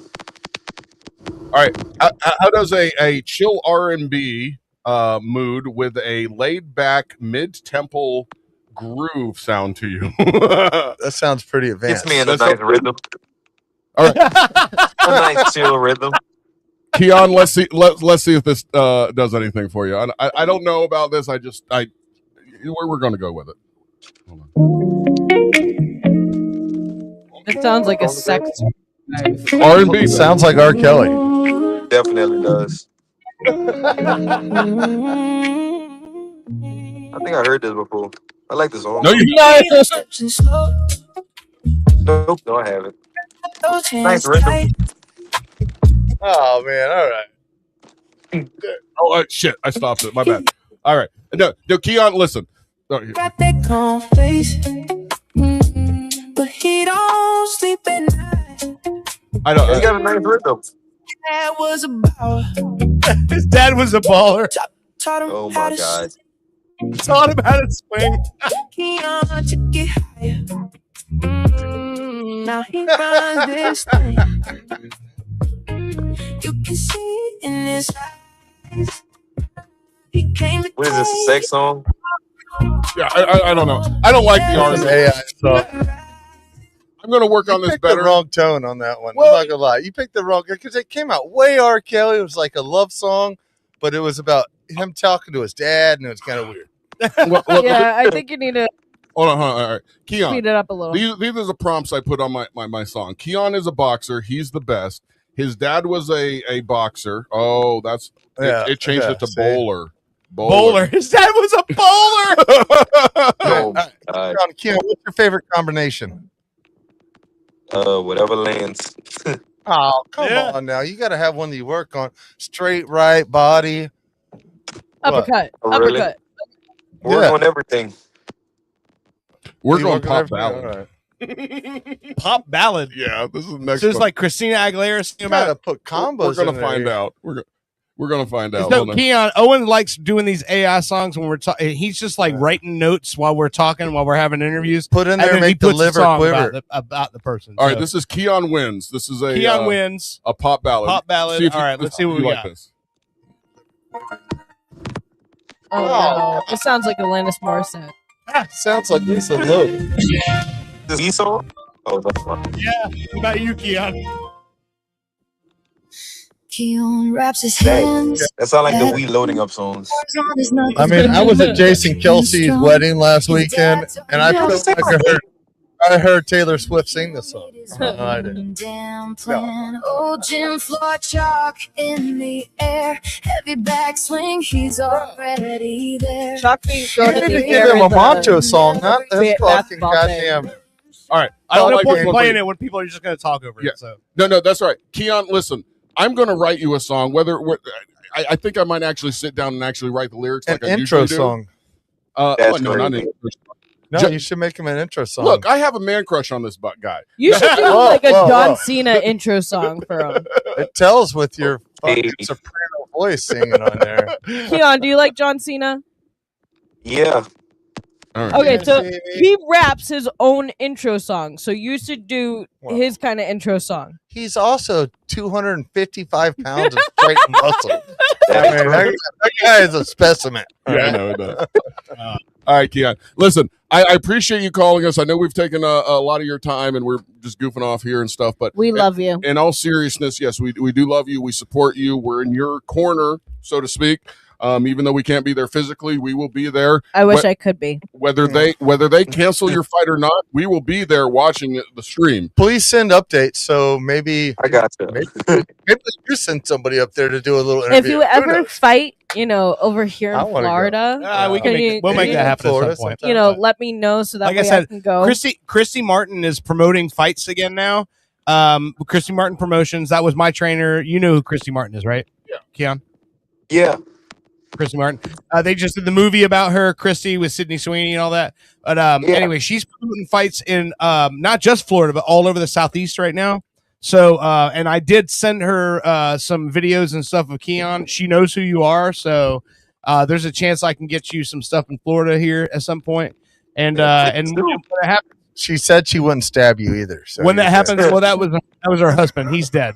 So, but yeah, but I think it'll be great to get you down here, man. And not only that, but listen, if it's fight week, you got to do what you got to do. Once the fight's over, we show you Orlando and have a good time. Hey, get focused. I'm down for that. Yeah. I want you to do well. You're gonna. I mean, you're one of the first boxers I've ever talked to. You seem very motivated. You got good lineage. Just get motivated and go make it happen. He loves And I your believe in DNA. you. He's going to be a world champion. We know that. I think that was decided. That was decided before conception for this man. He's going to be a world champion. Let's go get it, son. All right, Keon, take care of yourself, man. And listen, we're going to be watching that fight. We'll, send me updates, and we'll get you back on. Once we got a solid date and everything. All right. Gotcha. Hopefully, with no black guys. Like right after the fight, we get you on here. Yeah. No black eyes. Yeah, you're all freshed up and just tune this guy out. All right. Tune him out. All right, Keon. I love you very much, man, and in a heterosexual way. You drive safe and be cool. All right, like that too, man. Y'all be cool. All right, man. Have a good night. All right. Bye. Too. Yeah. I never Good guy. I never he's feel good, more white than when I talk to Keon. I don't know why. Yeah, well, I mean, you're a heavy set white, first of all. That's You're different. That's You're different. almost very like a country. Wisconsin. I'm a heavy set white. You're very country as well. Oh, that's what you say. It's funny because when we talk about, I know for somebody that's a Florida State fan, you really disturbed me wearing all this goddamn. No, he's a blue. Gator fan. I'm a Gator fan, bud. I grew up in Ocala, 30 minutes away from fucking you up. Man. Best reason not to like him. Only thing I like in Gainesville is a wing house because there's a lot of good looking little gators in there. Actually, to be 100%, You're talking about titties. Titties Hey, are totally different. But if you can argue, you can make something happen. Okay, all right. To be 100% honest, once I got into my 30s, I was like, I'm watching kids play youth football more or less when I watch the Gator game. Yeah. And so I'm just more like Buccaneers now. Yeah. quite Oh, I honestly. gotcha. And I love Gotta wait for I love Miami. I love FSU. I love them all. At this point in my life. Say, man, you should have Miami after the Gators. A big red flag. Well, I just went south before I went north. That's all. I'm a Seminole fan only because my mom graduated from there. Well, So and she escaped Bundy. So hey, we need to have a song about Todd's mom escaping Bundy. What's your mom's name? Alice. oh man, Todd, Alice, Bundy, Escape. Yeah. yeah, she I was actually- sewing something. We have too many Oh, AI man. songs coming out. Let me I just say. Go ahead. I was talking to my sister earlier, and I was telling her, when it comes to the show, Dirt and I can talk sports. We can talk about the updates and what's going on. And you have Owen, whose eyes are glazed over, and then you have Bushy, who's like, I would rather peel my nails off of my hand Talk about than sports. hear about this because I Yeah. could give two shits. And I tried to explain to her, I was like, me and Dirt are like real sports people. Yeah. And when it comes to Owen, he's a sport. He's hold on. He's eccentric. He can be into sports, but his thing is football, Yeah. and it's My the thing is what I Buccaneers. like. Yeah. I don't care about Whoa, the It's whole. the whoa. Buccaneers, I care what I like. and then he hates Georgia. All right. So I'm you about know, to turn the I don't toll hate tab that on state. here for marriage relationships advice here. All right, $40 an hour if y'all want to keep coming. We can help settle this problem tonight. $40. I'd We rather can spend settle this fighting. problem tonight. So here's the thing though. This is the thing. When it comes to if you give Owen a reason to care, then Owen's in. Yeah. And so I even way back, we're talking about 25 years ago, when there would be a Christy Martin fight, Owen would be over the house and he'd be in because it was like, that's Christy, that's our person. And so he wants to see our person win. He has to have a reason to care. Well, When he now has the you're off reason to subject care, here. then, Now, he's, no, no, then no. he's in. It's My reason Now, to care. hold on. Can I say something? Yeah, sure. And that's kind of probably the reason you two work is y'all have compassions in two different directions. Mhm. If y'all both had the same compassion, say it was music, you're be- gonna it'd have get you're boring. gonna have some few spats, and that's Yeah. a good thing. Y'all do have different views on Well, different things you like. And But I come from a different spot. I hear what you're saying, Dirt, but I don't get involved. Like, I don't get a fan of like necessarily Christie or the fight that's going on. What I get involved in, whether it's me and you watching wrestling out there on the thing, you get excited about something as a friend. I'm like, holy shit, my friend likes this. Yeah, yeah. I want to see what this never is. watch wrestling with Dirt. I do. Oh no, we watched it with Randy. I'm so mad. No, I I want to can't know do it. what the fuck happened with Randy Orton. and I the will fucking challenge. belt. I will challenge y'all to another one. Is watch it with Alex and Dirt. he has? No, Oh, he has? Alex and Dirt is a terrible situation. Not a I terrible know. situation. It's a fun situation, but it's a lot So, for me. Really quick, it's a lot what for you me just to take said. on. Let's address that. So, I on the dirt sheets the following morning, after night 1 of WrestleMania, the story is, do you know what the dirt sheets are? No. Okay. Not a clue. So in wrestling, because here's the thing, Notes you everybody make? knows. He has No, so much imagination. no. Wrestling is is predetermined. We all know that it's scripted, Yeah. and For the so most part. the dirt sheets are all the reporters on the inside that report about the actual business. This is what was planned. This didn't happen. So, for example, Nikki Bella couldn't compete, and so they brought in Paige. She made her big Yep. return to the WWE. So Hulk Hogan got Stinger Splash. That was planned weeks ahead of time. So from what I'm reading, everything was planned for Randy Orton to win the title from Cody Rhodes, and then start. It was planned for him to win it. Whoa! and then- How did you get the documents to know that he was planned for him to win, or that was after? That's the release? dirt sheet. You just missed the whole fucking conversation. The dirt sheets are the people who are inside the business that report on the off the screen stuff, right? So the plan was for him to win it, and then there would be a feud going to SummerSlam in order for Cody to win it back. But what happened was Randy's dealing with some pre-existing injuries that are not going to allow him to keep a full schedule until SummerSlam, and so that's the reason why they decided to have him drop the match to Cody, because he's not in a spot where he could commit to a long schedule of matches. I leading up to guess that. I guess. But Cody is not the size of Randy Orton, is he? No. Randy Orton's like a 6'6" guy. They're similar. 300-pounder, close They're to similar 3 size big and guy. height, but not in weight at all. No, No, Randy 'cause I Orton's watched like, watched Cody Rhodes on the new Hulk Hogan thing, and Cody Rhodes he didn't look bigger than 6'2".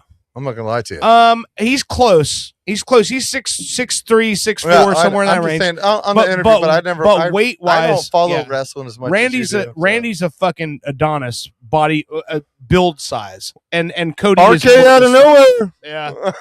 But That's what I like. speaking of all that, right? So Brock Lesnar, remember I was showing you guys the videos of Obafemi, the Nigerian He retired, didn't he? Olympian? Yeah. 6'2". You're So right. did you see the match? So No. Brock Lesnar retired on the first match of night 2 of WrestleMania. And Randy Orton 6'5". Yeah, so there you go, 3 inches.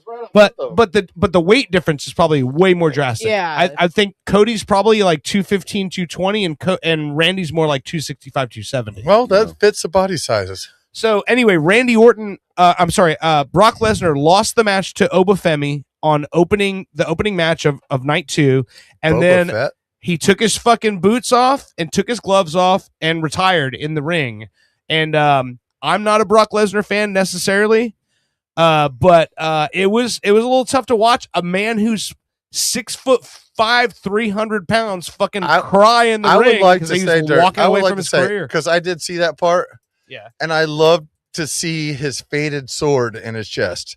It wasn't as The pronounced tattoo, anymore. Yeah. That tattooed fade, it was just all faded down like he was done.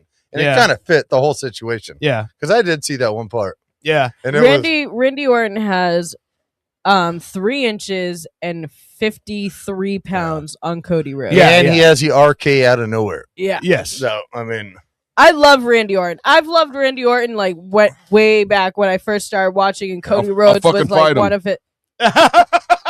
Cody Rhodes was one of his minions. I'm more of a, I'm a Stone Cold Banana. guy. And I love Stone Cold Steve I'm Austin. I love a good beer throwing and you motorcycle smell riding. And fucking, I like the Brock. I like fucking goddamn, what did you just say? The Rock. The Rock.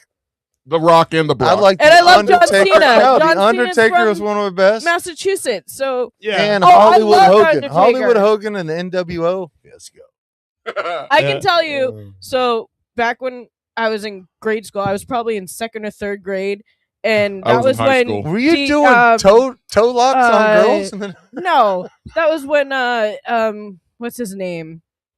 Razor Ramon.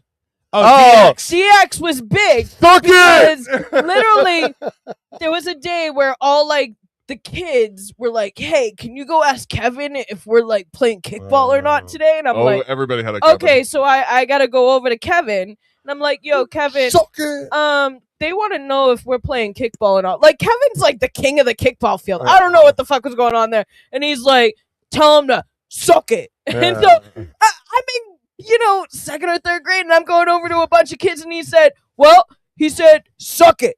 Like, that was the most obscene thing I have ever done in my life at that point. Had no idea what it was from. How things have At that changed. point. I know. How things have In changed. 2nd grade at Catholic school, I found out I had a new reason in life. No, I was in public school. I mean, I remember when the high schoolers walked out because they changed it from WWF to WWE. Yeah. They literally How dare got you up take in on the metal- world, the worldwide? What is it? World Wildlife No, Federation. it was federal. No, it was federal. It was Wild. It was World Wild. something. It was Foundation. about animals. Foundation. About World animals. Wildlife Foundation. Yeah. But the whole high school, like Your high literally- school walked out about that? Yeah, they got up in the middle of the day. The whole high school. You are deep in the South. I Whereabouts was in in the middle South school. are you? Boston. Oh, This is in Boston. No, I was in middle school, and all of a sudden, the teachers are like whispering to each So other. you because had the a- whole high school got up and walked the fuck out. So They you were had a like, tea "Done." party. You had a tea party. Yes, about changing. About wrestling. If you could only throw Brock Lesnar into the bay or whatever. Get that giant out of here. We don't want Vikings around here. But I mean, that was like the biggest thing at that time. And then when I had Boston a few, tried really hard to keep it WWE. there Or were a few WWF. girls in my grade when NSYNC broke up, and they were like, Oh, "We're there never we go. speaking again." And I was like, "Who the fuck cares?" Yeah. Like, You know- it's a band. Who You know, gives a shit? NSYNC sang at my 8th grade cotillion. Yeah. Oh. Cotillion. What's a What's a cotillion? pop? It's like the a- graduation. It's like the graduation prom eighth of grade. middle school. Yeah. Ah. It's the white version. I didn't of- go, but I heard they were Quentin there. Tiller. So, I mean, No, no. No? Okay. Whatever. No, you're talking about that's a You're talking about a traditional quinceañera. Quinceañera, that's it. do you No. know how Close. privileged No. out of all people ever in this world, how privileged Kelsey's and Taylor's kid will be? Oh, my 100%. Travis Kelce and Taylor Swift, yeah. God. Yeah, man. That man probably isn't that bright, but he's smart enough to get that girl pregnant. So No, Get it done. I guess he did an interview, and He somebody was might be like, big enough to destroy her uterus too. So we don't know. somebody asked him, like, "Do you guys ever have arguments?" And he's like, "Why would I ever argue with somebody who makes $1.6 million a year, Who or whatever sings she hate makes?" music at men? Why would I There's ever no argue with reason her? to argue with her. She makes a lot more money than me. Let her Exactly. make the decisions. that's why we fight so much. Here we go. I control the money. I love you. I love I you. run the money in the mean- house. I let you do that. Do you even know who wears number 20 on the Celtics? It was Ray Allen. Good Who is it now? Lord, that was like I fucking don't know. 15 years ago. Yeah, we're I don't old. know who wears it now. I don't know. I if almost his wore. number I thought isn't about worn wearing by my anyone. Franz Wagner T-shirt up here, but it wouldn't fit me. Number 20 on the Celtics. Nobody right now. Yeah, so Ray Allen was the last one to wear it. I don't know if that's true, but we're going to go with that. At this I point think in you're time, right. I think you're right. He was a great. He dominated. He won. he was a bunch great of- three throw. He won a bunch of. throw He won a shooter. bunch of championships. Yeah, No, he won them in Miami. Won them in fucking Boston. Boston. But Yeah. was he on drugs? No. No, his mom was at every game. Wow, Yeah. that's cute. Literally. Literally, his mom was always at every game. Yeah, hey, if William or Jackson decides they want to go into boxing where they like, I will be at every No, ringside. don't I will do be at boxing. every fucking match. Let's start I off will with be wrestling. there, and I'll be like, "You get the fuck up and you smash him in the face. Do it now." I would It'll be say in the let's start corner. off. Let's start off with just some wrestling, then maybe I some will still be karate, ringside. and then when they get a Get little in their older, we'll face. do a little kickboxing. Then we'll do a little Muay Thai. We'll go Dirt. back to Get 'em more to the wrestling, fucking ground. I'm and so then we'll hit some jujitsu, and then we're gonna Give be 'em in an UFC uppercut. camp. Yeah. Dirt. I'm so glad she's here because I mean, if I'm thinking in the future, if I see this, I'm going to be crying. But I'm glad she's here to be more No, than there. I think your kids are I gonna will be be kicking you in the at nuts for no every reason. dance They're class. just gonna come like, "Hey, Dad, have the balls." What the hell? I will be at every dance class. I will be at every baseball, soccer, football, whatever the fuck they want to play. Hey, that's what you I will do. be at every theater show, every choir, whatever the fuck What do they you feel think? like doing. What do you think the other kid, the other sibling, will be when say I'm not sure your kid's Samantha? name, Samantha and William and Jackson. okay, William and Jackson. So William and Jackson got to go to Cloggin for Samantha. What are William and Jackson going to feel about this, motherfucker? No. Or are you going to make them do the beginner class? What? Or No. if William and No. Jackson, if You William can't and unfire Jackson, that bullet, Todd. Todd cannot unfire that bullet. So Todd's sister. I'm firing down local lines here. Hold on. Todd's sister was a competitive clogger. Okay. Right? I'd still be at And every so, fucking show. Hold on.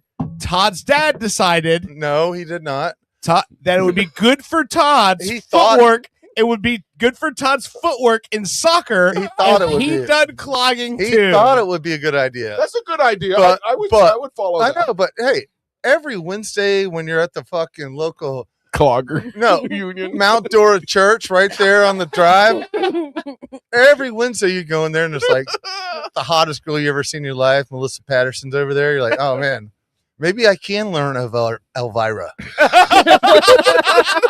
I couldn't do it. I couldn't do it. I couldn't do it. There were actually young girls in that class. Oh, there were some. Yeah, there's some dimes back then, man. But no, I'm gonna be the parent who's at every single thing, rooting for them. I will be the loudest parent in that fucking Whoa, stand. don't do that. Nobody I will argue not with that. be- That's I a will not bad be fighting idea. Parents, You're already the loudest parent. From Baston. I will not be fighting other parents, but I will be the loudest parent. It might happen. I already see a South Park episode coming out of this.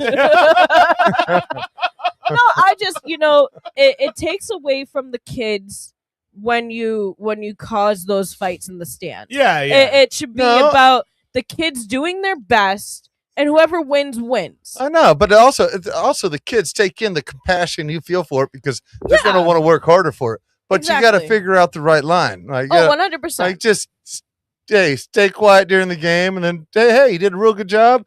I'm really excited for you, and then go at it. But don't. So if the kids, I mean, unless your kid gets hit in the face with a baseball bat, then you charge the mount. Yeah. All right. Well, Then it go at it, depends but- on why he got hit in the baseball bat. Like, did somebody did he throw the deserve bat? it? No. That's not what I mean. I mean, like, was it accidental? Like, they threw the bat. And He was sliding into ready up to home. He swing? was sliding into home, and the catcher picked up the bat.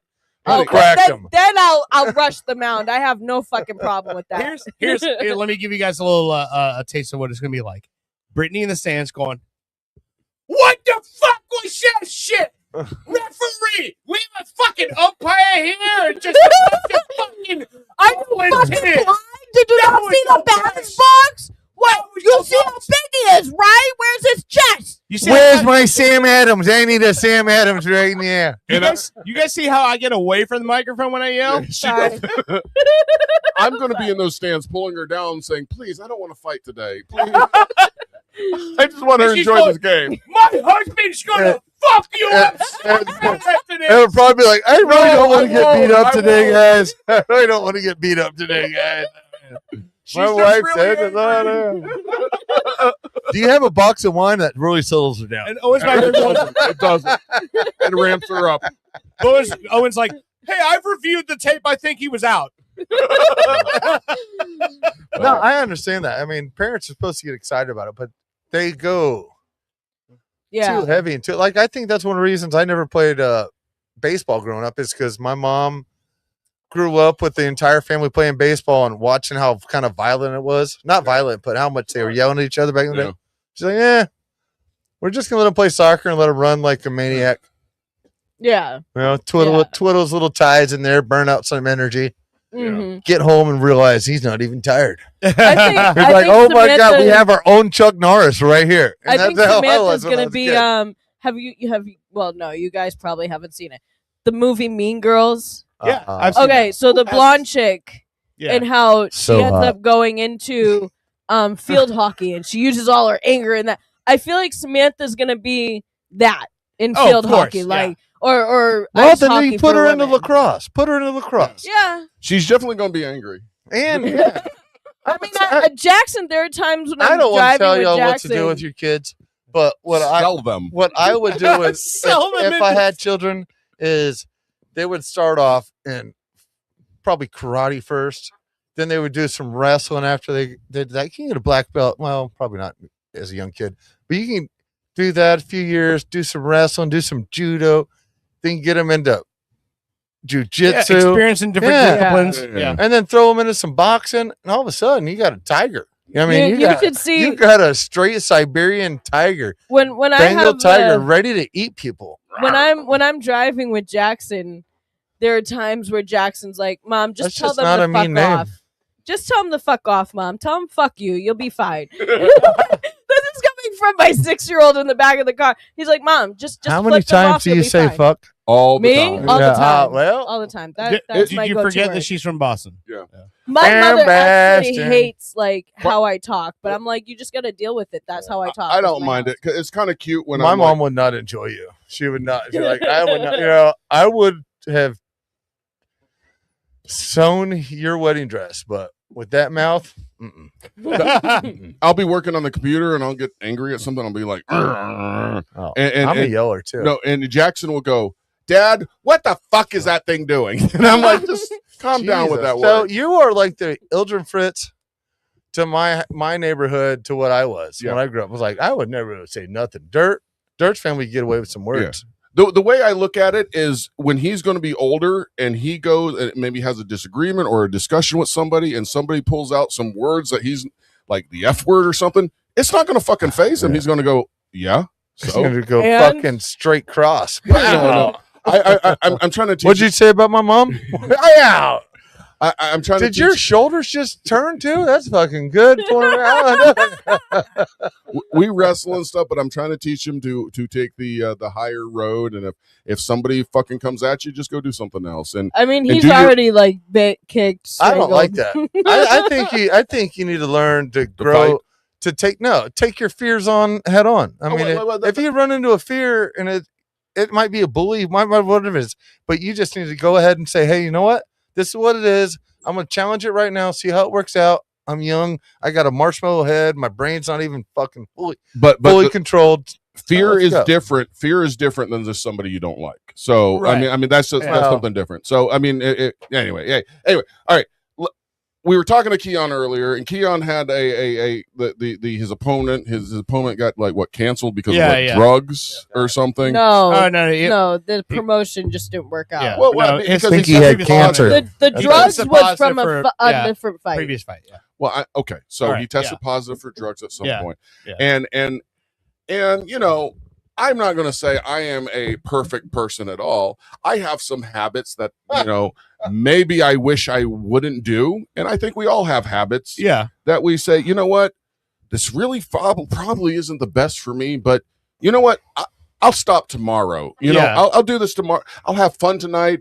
Tomorrow I'll stop drinking. Tomorrow I'll cut back on the marijuana. Yeah. Tomorrow I'll do something different. So I sat down and I started kind of writing some feelings that I had out. And of course, like I do, I said, other people need to be burdened with my fucking problems. So I ran it through a goddamn AI song. And I have a song right here that is called Stuck on the Ceiling. Okay. And it's all about drugs. Okay. And we're going to play this. And what you want to go right into the Yeah. break? We'll play this and we'll go into the break. Yeah. All right, ready? You ready for this? Yep, This is let's the world. do it. It's already on YouTube. Go to YouTube if you want to watch it, but listen to it here first. This is Stuck on the Feeling. Owen and Dirk, Pop Culture Radio.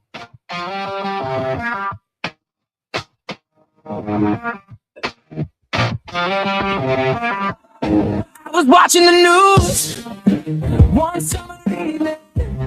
Couldn't stand it too long. Nothing to believe it. The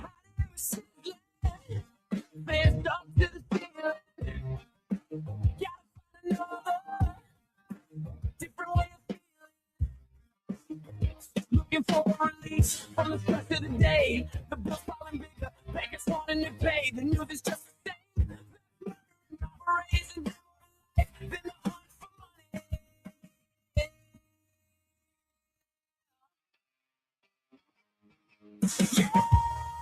Then it's strong.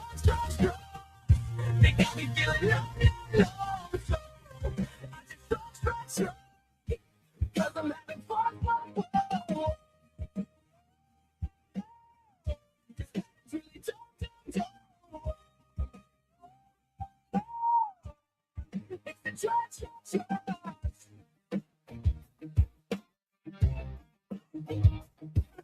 Sexy shirt. A fist full of pills, though.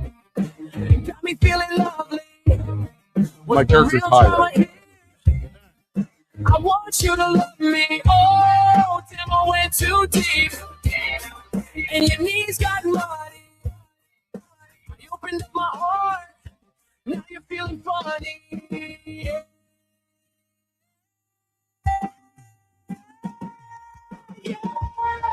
That's the drug. They got me feeling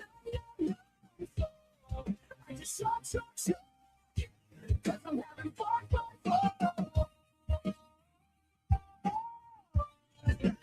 Sammy.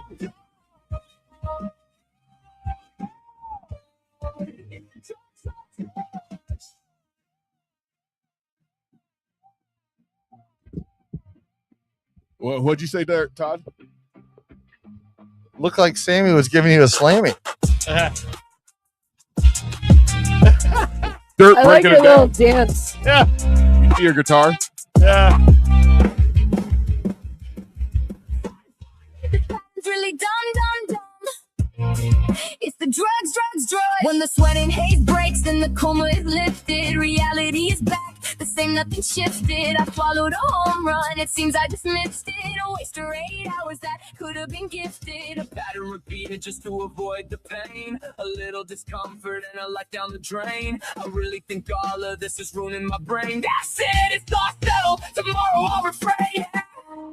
from the drugs. They got me feeling numb. So I just shrug. Cause I'm having fun. It's really dumb. It's the drugs. from the drugs. They got me feeling numb. So I just shrug. Cause I'm having fun.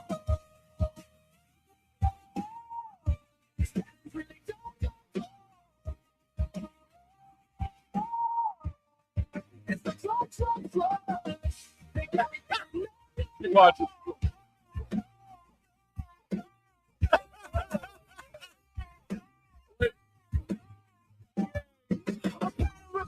to avoid the pain, a little discomfort, and a light down the drain. I really think all of this is ruining my brain. That's it. Dirt looks like Bill Burr. I can try.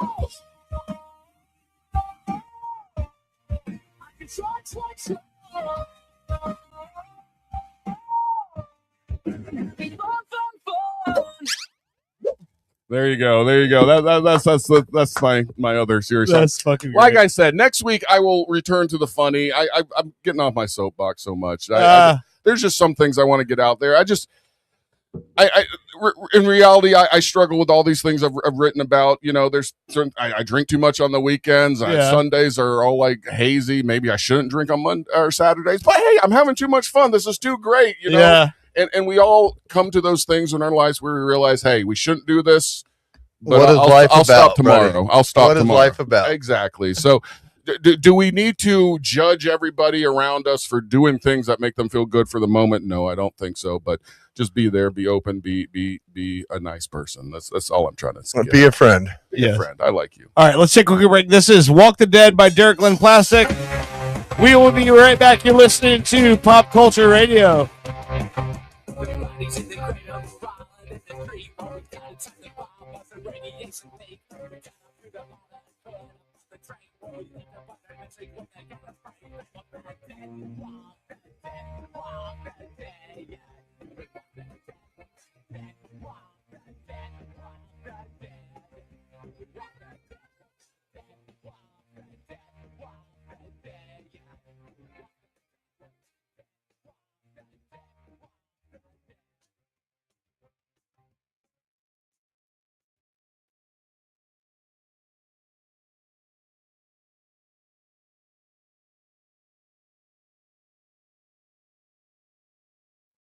Have you ever been hungry? Boy knows I have. And sometimes you just don't know where to go.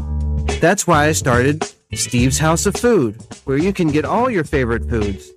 Located in my house, Steve's House of Food has all your favorite foods like chicken, nacho, beef, bean, beets, bread, pan-seared foie gras with a Merlot reduction served on polenta, and snacks. Steve's House of Food, where your favorite foods are now also my favorite foods as well. Please come to my house. Please. Sunday. We bring you the first politically correct monster truck rally. Unless, of course, you find that to be inconvenient. In which case, we'll have a matinee on Tuesday. Featuring such non-offensive sports vehicles as appropriately sized foot, mild-mannered canine, funeral service worker, and son of funeral service worker, who, although slightly younger, still gets paid a living wage. And current DC Truck Rally champion, I'm okay with our country having a black president. Price admission includes the entire seat, but you'll only need the edge. Sunday. Try to respect the wishes of our neighbors and keep the noise down.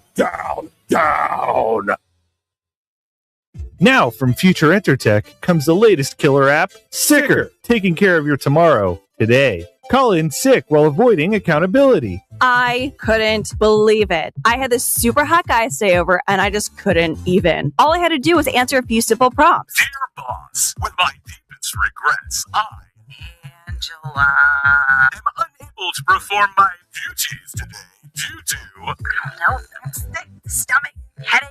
I'm sick. Sincerely, Angela. Sicker's patent-pending algorithm is designed to get you a hassle-free day off whenever you need it. I woke up with a case of anal glaucoma. You know, I couldn't see my ass going to work today. Let me tell you, sick is a real life changer. Dear boss, with my deepest regrets, I am unable to perform my duties today due to...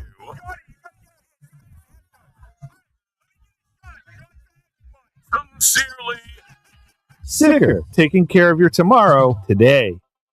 Ginkgo Kielbasa, from the people who brought you Energy Brot. Comes a taste you'll never forget. Ginkgo Kielbasa. The first time you met the love of your life and the smell of the air. It's a Me Too memory miracle. Ginkgo Kielbasa. Overcoming the rival team. And the first time you won the game. Listen to that crowd. Ginkgo Kielbasa. The first time you couldn't pay rent and the taste of delicious ramen noodles. Ginkgo Kielbasa, the meat you'll remember. I'm Sergeant Barkus Clayton. In the 2 decades of my professional career in Central Florida, nothing has twisted up my gut more than the cowards who've taken the baby swans from Lake Eola. The poor mother goose calls day and night for her babies, and now she's calling me. The so-called signet caper is nothing more than a depraved, hollow individual seeking out the most innocent life form to torment and terrorize. I vow to track these suspects down using force if I must.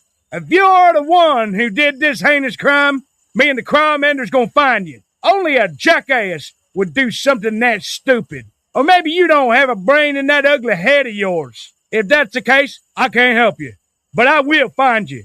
And maybe, if you turn yourself in, I'll go easy on you. But rest assured, Central Florida, Sergeant Barkus Clayton will be vigilant, ever present, gun in hand and law on my side. I will not lose this fight. And you can take that to the bank of Lake Eola.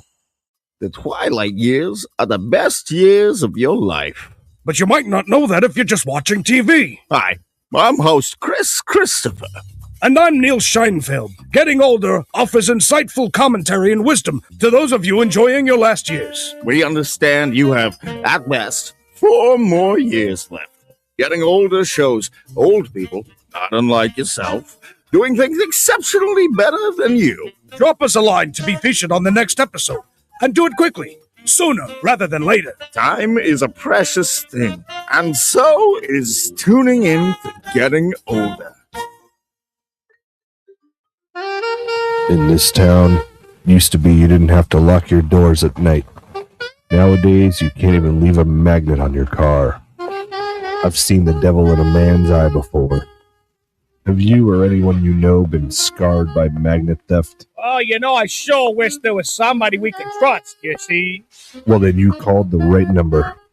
The safe recovery of your magnet gets my ticker thumping. I'm Magnet PI, and I won't sleep until you can. After a local Ponzi scheme pulled the wool over my eyes, attorney Crab Newberg was able to recover my life savings, $36,000. Thank you, Mr. Newberg. You're welcome, Chet. I was honored to recover over $40,000 for Chet after a local gym took him for a dumbbell, and I'd be willing to help you too. I've graduated from an accredited law school and passed an intensive examination in the state of Florida. Ponzi schemes are illegal. You don't need two other friends to tell you. Visit AskTheCrab.com. That's crab with a K, and you've got a case.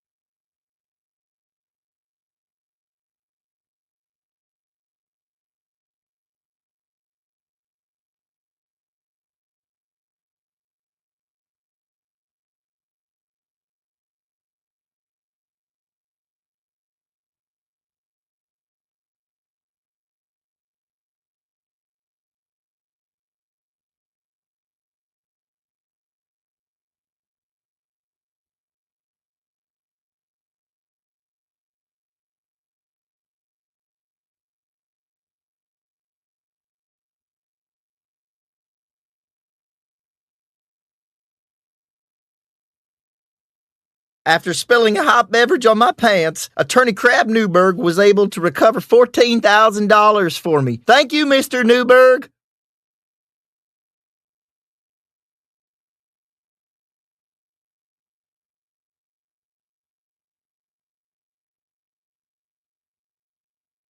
However, I specialize in only one area, you. Go to AskTheCrab.com and see what Crab Newberg can do for you. With Crab Newberg, you've got a case. After my grunkle misdiagnosis, Attorney Crab Newberg was able to recover $140,000 for me. Thank you, Mr. Newberg. You're welcome, Valentino. I was honored to recover $140,000 for Valentino, and I'd be willing to help you too.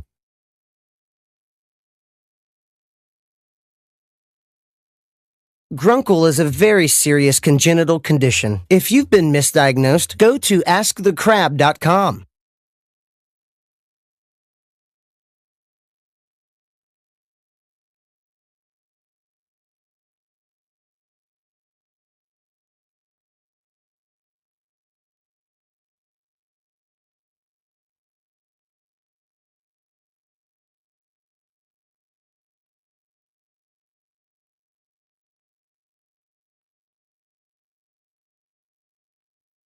After being laid off, Attorney Crab Newberg was able to recover $2.1 million from me. Thank you, Mr. Newberg. You're welcome, Joe. I was honored to recover $2.1 million for Joe after he was fired from his job, and I'd be willing to help you too. I've graduated from an accredited law school and passed an intensive examination in the state of Florida. No one has the right to treat you like dirt, but if they do, I will make them pay. Simply go to AskTheCrab.com and see what Crab Newberg can do for you.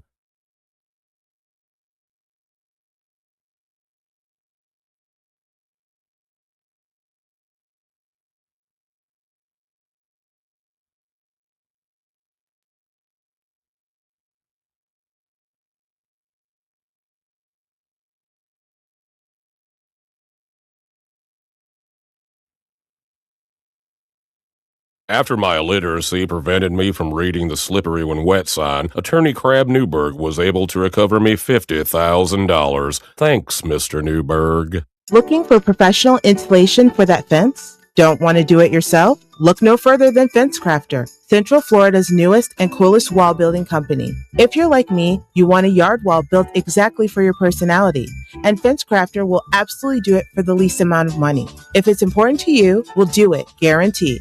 Custom painting, 3D print renderings, and free shipping is the Fence Crafter way of business. Call or find us on social media for your free estimate. Fence Crafter. Imagine the opulence of Broadway captured via video. Behold, the future of Broadway is no longer confined to Manhattan. Introducing Super TV3's latest production, Hamilton the Musical. Yes, Hamilton the Musical will take you on a tanned journey through the eyes of arguably this generation's greatest actor, George Hamilton. Written in a sing-song fashion, George Hamilton speaks about his upbringing. Born in Memphis, Tennessee, in 1939. A terribly handsome baby. Thank you. George Hamilton offers us his greatest asset in his singing voice, like this song called It's Like Love at First Bite. And gives crippling insight into the dark side of Hollywood. Susan St. James has halitosis. Take that one to the bank. Thank you. George Hamilton is George Hamilton in Hamilton the Musical. And I says to him, I says, you know, I was in The Godfather. The bad one. Kentucky Fried Chicken in my hand, in my mouth, in my hand. Only on Orlando's Super TV3. I often wonder what kind of a future we're going to leave behind for the children, you know? Hey, John. Howdy, Belle. You all right? This is John. He's been a Continental truck driver for over 35 years. They said, basically, you can't have the trees no more. Can't chop them. There ain't none left, which I know is false. I pass them by every day driving. Recent congressional hearings have decimated his trucking routes. carrying precious timber from Washington State to Washington, D.C. They call it damaging the earth. What about me? I need to feed my kids, and that's by driving a truck filled with lumber. The future concerns me right now. If I have enough money to feed my kids, yeah? Environmental groups are petitioning against American jobs at an alarming rate, citing global climate change on so-called deforestation. Tell your state senator that American jobs are more important than trees. The planet can wait. John can't. This message paid for by Americans for Work. Tonight on Orlando's Super TV3, from the producers of Naked and Enlightened, we bring you the social experiment of the century, Pop Swap. Who's got the TV? Who's got...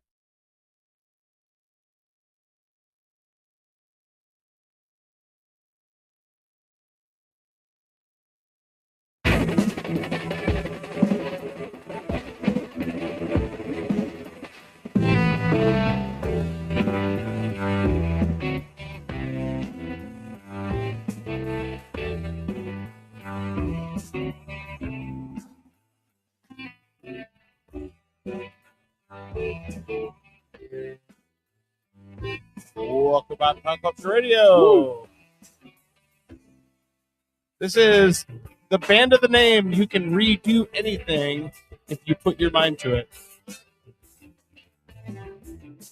All right, we've had a full show already.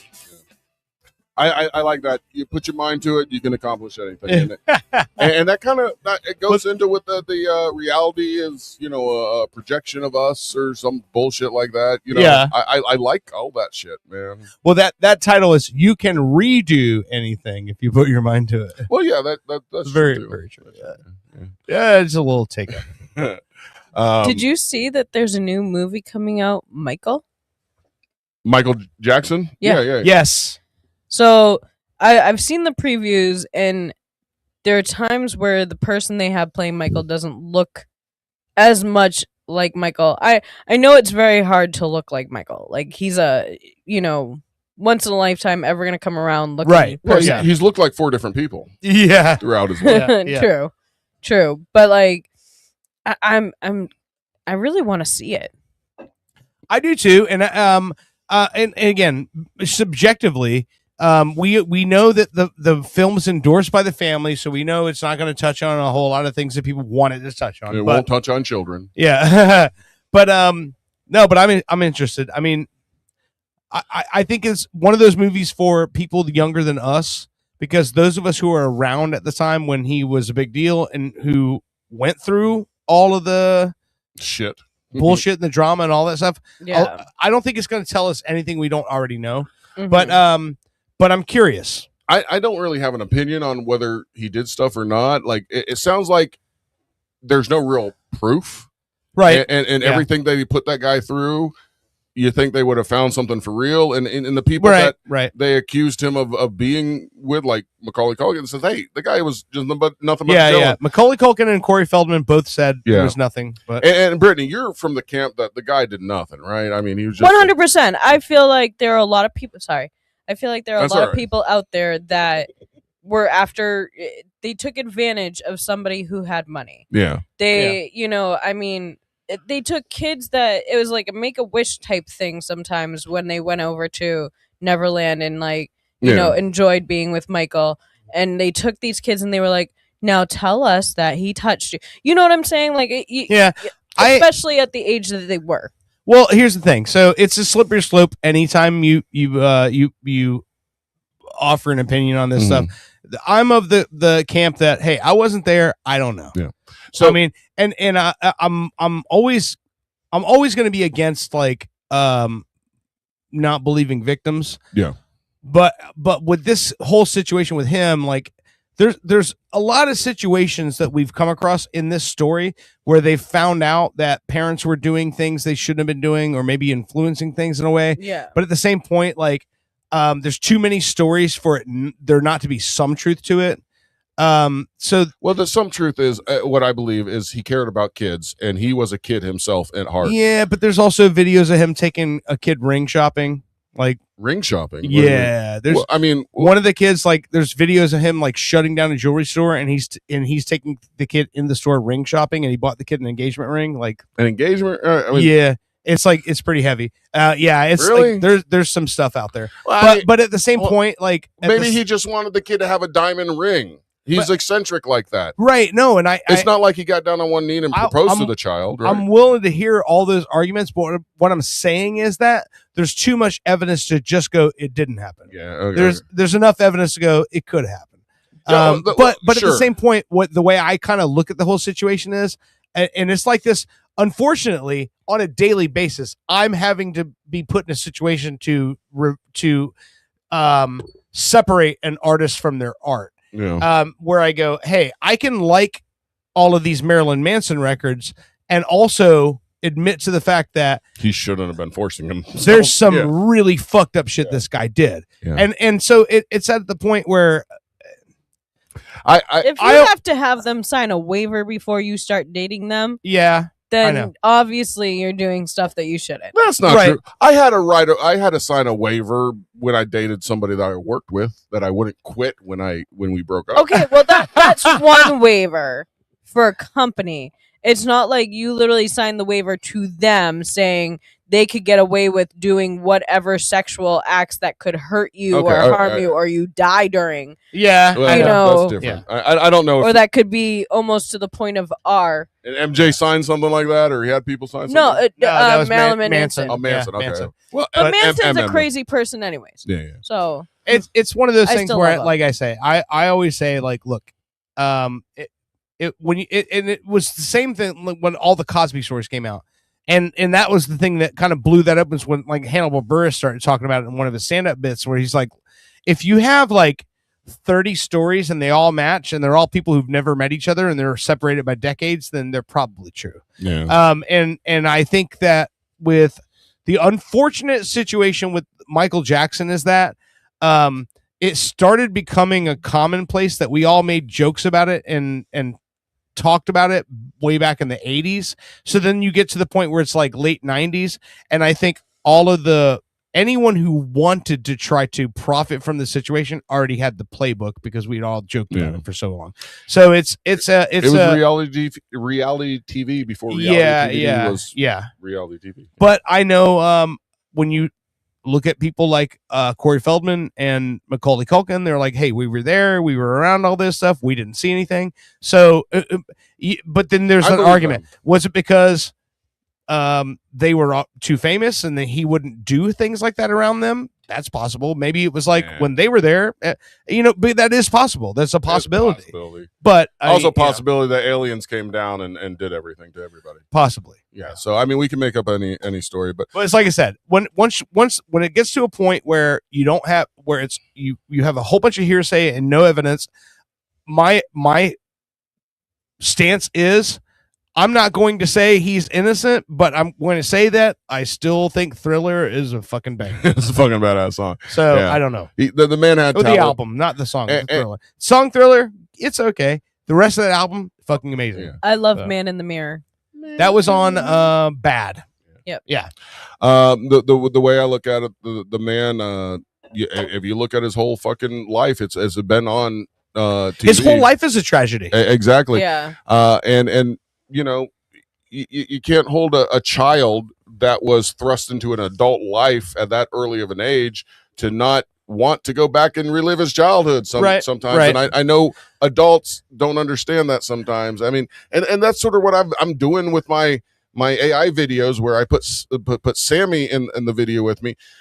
In reality, I'm trying to make up for my dog that got lost when I was 8 years old, you know, Yeah. that got sent away. So, I mean, we don't understand where people come from, but if there's enough people out there that saying, hey, I hung out with him, nothing fucking happened, but there's a couple thirsty people that saying something did happen, right? You know, fuck them. I mean, you know, But again, like my argument on that would be like, it's easier for people to dismiss poor people when they say something happened to them than it is rich people when they say something happened to them. Yeah. That's true, And if too. rich people say nothing happened, but poor people say it did, almost 100% of the time, I'm going to say believe the poor people Yeah, because they already know no one's going to believe them, and so it's easier to take advantage. There's also something in society today that likes to see the people that are elevated or successful to be That's very broken true. down. Yeah, so very true. But anyway, what I was going to say though is I think I sent it to you. There was so obviously I'm a giant fan of The Onion. Yes. Yes. The parody news site. And did you see the headline they had about the movie? No. Which says critics viewers criticize new Michael movie for portraying Neverland Ranch of having way cooler rides than it actually had. That's funny. Dude, if I had the money, I'd put a theme park in our backyard, honey. That doesn't mean I like children. And in fact, my theme park would say no children allowed, just me. You know, that's my entire life. I'm just like, there's nothing I enjoy that needs to have look, I mean, I have a bar in my house. No fucking kid needs to be around for this. You know, everything I enjoy is like has a NC-17 rating. Like, you know what I mean? Like, there's not a single thing I enjoy that would be beneficial to me. You know what I'm saying? Like, I don't need that. You know? Dude, seriously, I think you would enjoy Miss Rachel. Trust me. You know what? I saw a feature on her on CBS Sunday Morning, and I watched it, and she seems like a very genuine, likable person. Well, sure. That being said, I'm not talking nothing about her entertainment content says to me I'm going to get anything from this. You don't get anything from it. But what's fun is when the kids are watching her, she loves sticking things into boxes. Okay, so Minnie's in the comments. He saw the Michael movie. He said it was amazeballs. It was it? So Minnie's is giving the thumbs up. He says the Michael movie is amazing. So. All right. Well, good. Yeah. Well, honey, maybe we can watch it when it's streamed. He said Michael died a white woman with black man problems. So true. God, that man had talent. Then anyway. You know, one thing I will say about him as a musician, and this is just one of the things like I said, separating art from artist, whatever. The thing about Michael that if you hear the demos from the Thriller album, he did not play an instrument, but he knew what key every single one of his songs was in, which is crazy to me to not be a musician and not play an instrument, but to know music theory and keys. He sang all of the parts for those songs, and they would have the musicians learn that. So he sang the bass line for Beat It. And then a bass player came in, heard his vocal track on the demos, which were all his voice. He literally sang all the parts, created the songs, and then had artists learn those parts. That is ridiculously above. That's like musical genius level. And so many people call themselves a musical genius, and they are not. Yeah. When you're able to do something where actual musicians have to come in and decode what you just did, that's musical genius level stuff. And he was definitely on that level. He was savant when it comes to that level of music, and there's no doubt about that. That's awesome. And Minnie wants to also add that, by the way, this is coming from a Prince fan. I know Minnie's a bass player. I get it.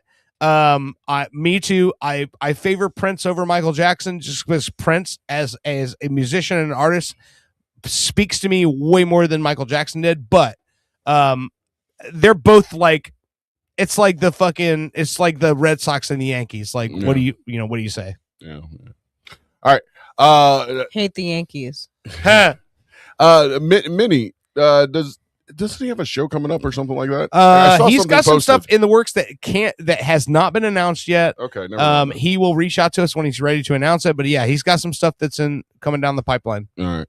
Well, Minnie, I appreciate you listening. And when you get some stuff that you want to actually announce, fucking call in or sit in. I love when people fucking sit in. Yeah, it's awesome. But Todd left. Todd had to get home to Chuck Norris. Chuck Norris, yeah. I know we run a little long sometime, but like I said, I was sitting here, making notes about pickleball Todd and stuff like that, and I was throwing him into the AI creator for a song for him, and he asked for a Southern country rock with a jazzy shuffle, and that's what I put in, and a couple other things, and And are we ready to wrap this thing up? Should I play Todd's song as we exit? Let's play Todd's song, and then we'll call it.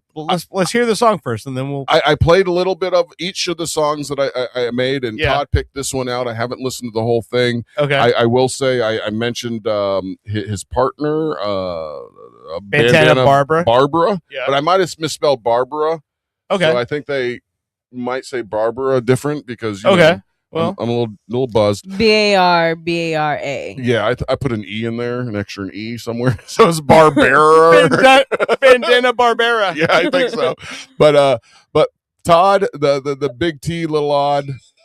Whoops, hold on. You're not plugged in. I am not plugged in because during the break I was doing things that I shouldn't have done. and by that I just mean like getting unready for the show because. All right, you ready? You drunk little girl over there? All right. No? All right. Let's play this song. Right? Through the wind. Hold on. I'm sorry. Start it over. Yeah, I know. Jesus. It's third segment. Nobody's really listening. Maybe slow. This is Todd on the line. I hear the jab. I haven't listened to this. This could be horrible.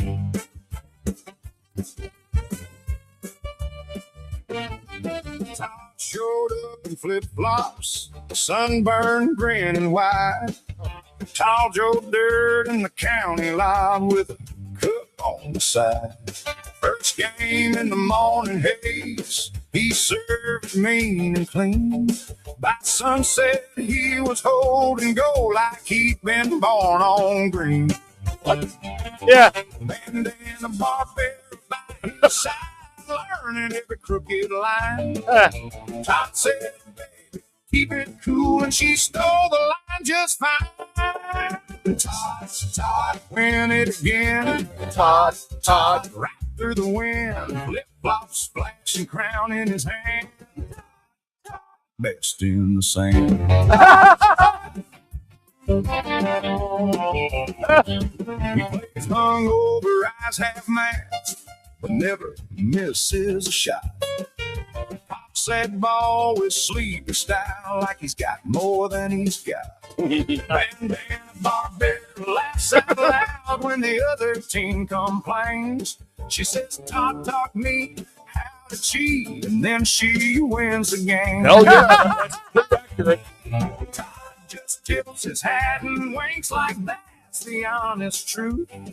If the ref starts asking questions, he just blames the dude.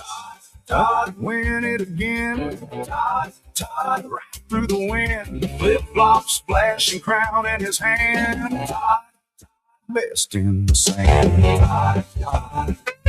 One more verse. I promise. I like it better when I write them. I'm going to write Todd a special song. Just for me. And homie's got Chuck Norris. Yeah. With a heavy bark. Mud on the porch, screen door, slap tail wagging in the dark.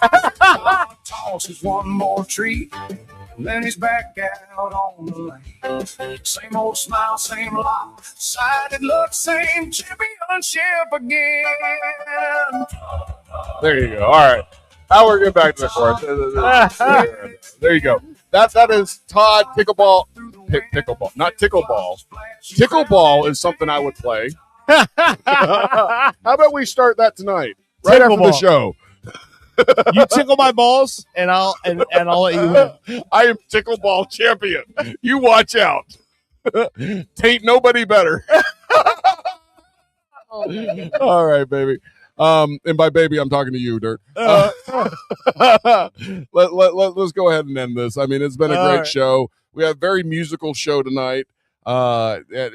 Next week, you want to tune in because I'm going to have a funny song. It's either going to be the one about me not giving a damn to Brittany over here, or it's going to be another Bang Fanglin opera song. I'm not sure which one it'll be. If you want to catch up on the Bang Fanglin stuff, go to our Facebook page. There's a Bang Fanglin playlist. Yeah. That's the word I'm looking for. There's also the music playlist. These 2 songs that we premiere tonight will be in that playlist as well. I'm sure you'll enjoy it. It'll give you a good, hour of listening to music if you listen to this shit. I appreciate y'all listening. The Todd, thanks for coming by and bringing the whiskey. We're almost. We got to finish that bottle before. We have. We got at least a drink and a half. We'll split that. We'll split that. Okay. As we end this, but and I'll show you guys some YouTube stuff while you're out there. Fuck yeah! All right. You know what we didn't touch upon? What's that? Was the anniversary of Columbine High School. We don't need to talk about that. That's boring. Yeah, I mean, not boring. It's sad. Yeah. We don't need any more copycat, dude. I was watching one of my I watch those those.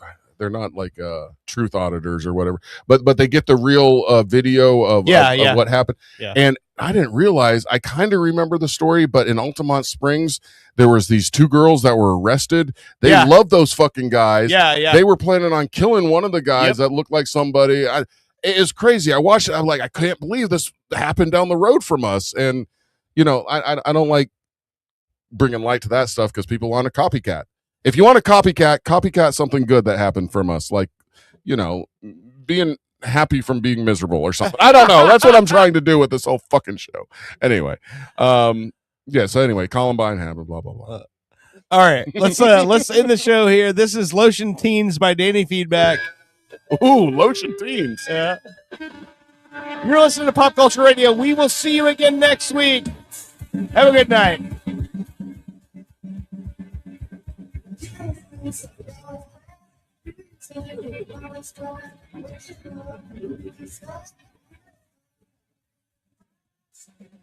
When I'm not lotioning up Danny Feedback, I'm reading Weird Florida, the book.